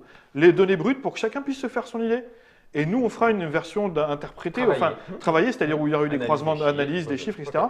Analyse des chiffres qui, pour l'instant, est faite par Philippe Dubois et Erwan Bertou, qui ont bossé sur le sujet. Et c'est vraiment merci pour leur travail. Ils font un super boulot, hyper précis, hyper pointu. On a eu la chance que Philippe Dubois, un des responsables du club, je vais me tromper, je ne sais pas s'il est directeur ou quoi, pardon Philippe, et donc avait travaillé un petit peu dans un métier antérieur dans ce domaine-là, Mhm. sur l'analyse de Traitement sondage de et de données. questionnaire, de Mhm. traitement de données, donc c'est précieux du Mhm. coup. Et donc, on a eu les premiers résultats, mais vu que c'est eux qui bossent dessus, on les avait embauchés pour qu'il y ait un traitement anonyme Mhm. des données. Pourquoi? Parce que, légitimement, il y avait certains auteurs qui n'étaient pas très à l'aise avec le fait de balancer Leurs chiffres. leurs chiffres, de combien je gagne par an, etc. Machin. Enfin, qui À- l'est de toute façon. À hein. nous, membres du, à Nous, nous, pas membres plus du que les CERF. autres. hein. Ouais, ouais. Moi, ça ne me dérangeait pas, je m'en fous. Je veux dire, alors là, mais tu vois, et donc c'était légitime, ok. Donc on avait puis même pour être sûr que le traitement des données soit impartial, Oui, impartial. neutre, objectif, etc. Pour garantir, voilà, bref. Le club s'en occupe très bien. On a eu des premiers retours de la consultation, de quelques chiffres bruts à Cannes, à l'AG, on a pu les donner. Le temps qu'on ait l'analyse complète, ça demande encore quelques semaines, mois, je ne sais pas exactement. Voilà, on leur laisse le temps de le faire parce que, je veux dire, on les rémunère aussi, mais en grande partie, c'est vraiment du temps qui passe, qui est, voilà, bon, hein, Oui. qui font ça aussi pour la cause, on va dire. Ça marche. Et donc, Mais ça sera consultable. tout sera consultable, les données brutes Ouais. et notre rapport. Tout est ouvert. Mais parmi les premiers chiffres, pour en revenir aux notions de plaisir et de pourquoi il faut le faire, on a vu que, en fait, comment on pouvait vivre du jeu de société. On a regardé, est-ce que c'est l'ancienneté? Est-ce que c'est ceux qui sont là depuis longtemps qui en vivent? J'en vais mieux. Non. Non. C'est pas ceux qui sont là depuis longtemps qui en vivent majoritairement en vivent. Non, il n'y a pas de point de corrélation Pas de du corrélation. tout. Non. Ok. Est-ce qu'il faut publier plein de jeux? Parce que plus je publie de jeux, plus Plus j'augmente mes chances d'en vivre, plus je vais toucher le droit d'auteur. C'est Non. mathématique. Non. On gagne des droits d'auteur tellement faibles sur chaque jeu que non. Moi-même qui publie minimum de jeux par an depuis 3, 4, 5 ans, non, j'en vis pas, c'est clair, j'en suis très loin. Ensuite, c'était quoi? C'est donc le nombre de jeux, l'ancienneté, l'expérience, l'âge, l'expérience. Oui, non, mais c'est pareil que l'ancienneté. Bref, en gros, il n'y a pas de point de corrélation. La taille de l'éditeur non plus. C'est pas un point de corrélation. C'est pas parce que tu signes chez les gros que tu as envie. En gros, il n'y a pas de recette pour il n'est pas possible de se professionnaliser grâce à ses droits d'auteur. Il n'y a pas de recette pour le faire. Tu pourrais te dire, je suis pugnace, je sortir plein de jeux que ça. Non, rien de tout ça. Moi, la conclusion que j'en tire, je laisse l'interprétation à chacun de se la faire, moi, la conclusion que j'en tire, c'est que c'est juste de la grosse chagate. C'est-à-dire qu'en gros, Faut le bon jeu au bon moment. mais la ou seule les façon bons d'en jeux vivre, au c'est bon de faire un hit mondial, et puis c'est tout. Tu fais un hit, t'en vis. Mais tu peux publier 40-50 jeux dans ta carrière moment. T'en vivras pas forcément qui plus. vont tous se vendre à 3000, 5000 exemplaires. T'en vivras à peine, ça. moyen bien, ou Ouais. pas, ou peu. Voilà. Mais c'est la même problématique pour les éditeurs. Hein. Mhm. Et ce qui entraîne par On est contre le d'accord. problème de la Enchère. Production. surproduction de jeux, puisqu'on ne sait jamais, des fois on va faire le bon ou pas. Donc ça amène à faire peut-être trop de propositions. On est d'accord. Voilà. Et pour résumer quelque chose, je voudrais dire, voilà, bon, on a posé la question du plaisir. Mhm. Oui, quand on est auteur, c'est du travail, beaucoup, du talent un peu, de la réflexion. Et quand on a un jeu qui est édité, ben, on est super content, super fier. Est-ce que ça veut dire que ça ne mérite pas d'avoir un contrat équitable ou une façon équitable d'exister? Mhm. Est-ce que ça, c'est pas quelque chose de quand même un minimum. Bah oui. Hein. C'est pas parce que C'est pas parce qu'il y a tout le reste. que du coup on te rend trop service à éditer ton jeu, tu vas pas en plus C'est ça. devoir Demander quelque chose des- d'équitable, un traitement équitable. Ouais, je suis Donc bien d'accord. voilà, Je suis bien, j'aime bien, j'aime bien. Après, la dernière question de plaisir, t'as vu, j'en rajoute un peu la tag. T'as cru que t'allais conclure? J'ai cru que j'allais. Eh ben non. Non. Pour finir avec la notion de plaisir, dans tous les métiers d'artiste-auteur, les métiers de la création, la question se pose forcément auprès de ceux qui font ça depuis un certain temps. À partir du moment où tu le considères plus ou moins comme un travail, ou en tout cas c'est l'essentiel de ton activité, est-ce que ça reste un plaisir? La réponse, elle est forcément individuelle à cette question. D'accord? C'est chacun qui se fait son propre rapport. Je veux dire, on a la question de Bruno Feduti, ça ne le dérangera pas qu'on en parle, mais lui, on le sait qu'il pourrait se permettre de vivre du jeu. Non, il fait le choix de rester à temps partiel enseignant parce qu'il trouve une autre forme de gratification, de satisfaction, etc. Machin. Et il veut toujours que ça reste un plaisir, la création, etc. Voilà, il y a énormément de réponses à cette question. Il y en a qui peuvent s'user, hein, au bout de 10-15 ans, de faire des jeux et de voir que tu pédales dans la semoule et de ne pas pouvoir en vivre. J'arrête. Tu peux te dire, non mais attendez, là, j'en chie trop des ronds de chapeau. Ouais, c'est un conseil, il vaut mieux où qu'il il est, arrête. quoi. Hein. Ouais. Parce que sincèrement, si tu es auteur et que tu le fais sans plaisir, Ouais, c'est ça. Mais est-ce que finalement le fait d'avoir tu sais, tu te fais toutes les grandes messes, allez, Essen, Cannes, Nuremberg, Gen Con et tout, t'es là, t'as ta valise avec tes 12 protos, Ouais. tu fais ton camelot, tu fais ton marchand là auprès de tous les éditeurs, tu renvoies, tu refais des protos, tu ressors. En même temps, tu fais du travail de feedback, de développement sur tes jeux édités. En même temps, tu fais ceci et cela. Et au final, tu regardes ce que tu touches 2 fois par an, et je fais tout ça pour ça. Ouais. Mais je peux même pas, voilà. oui, donc tu as vraiment intérêt à le faire par plaisir. Mais oui. Il faut qu'il y ait au moins ça. Parce En que même sinon, temps, ça le peut être plaisir d'essayer- décourageant, je veux dire. Ah bah complètement. Voilà. Complètement. Mais enfin bon, le plaisir ne veut pas dire qu'on peut pas non plus avoir des C'est ce que tu rémunérations dis. correctes. Ouais. Le plaisir n'empêchera pas le traitement équitable. Et pour surconclure, Foiré.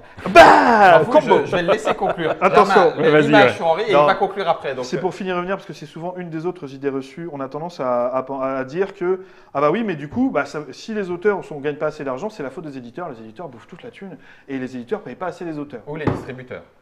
Ça dépend à quel moment de la chaîne tu te places. Voilà, bon. Mais de toute Ok. façon. C'est faux. Enfin, je veux dire, pourquoi c'est faux? Je veux dire, parce que balancer ça comme ça, c'est un peu sec.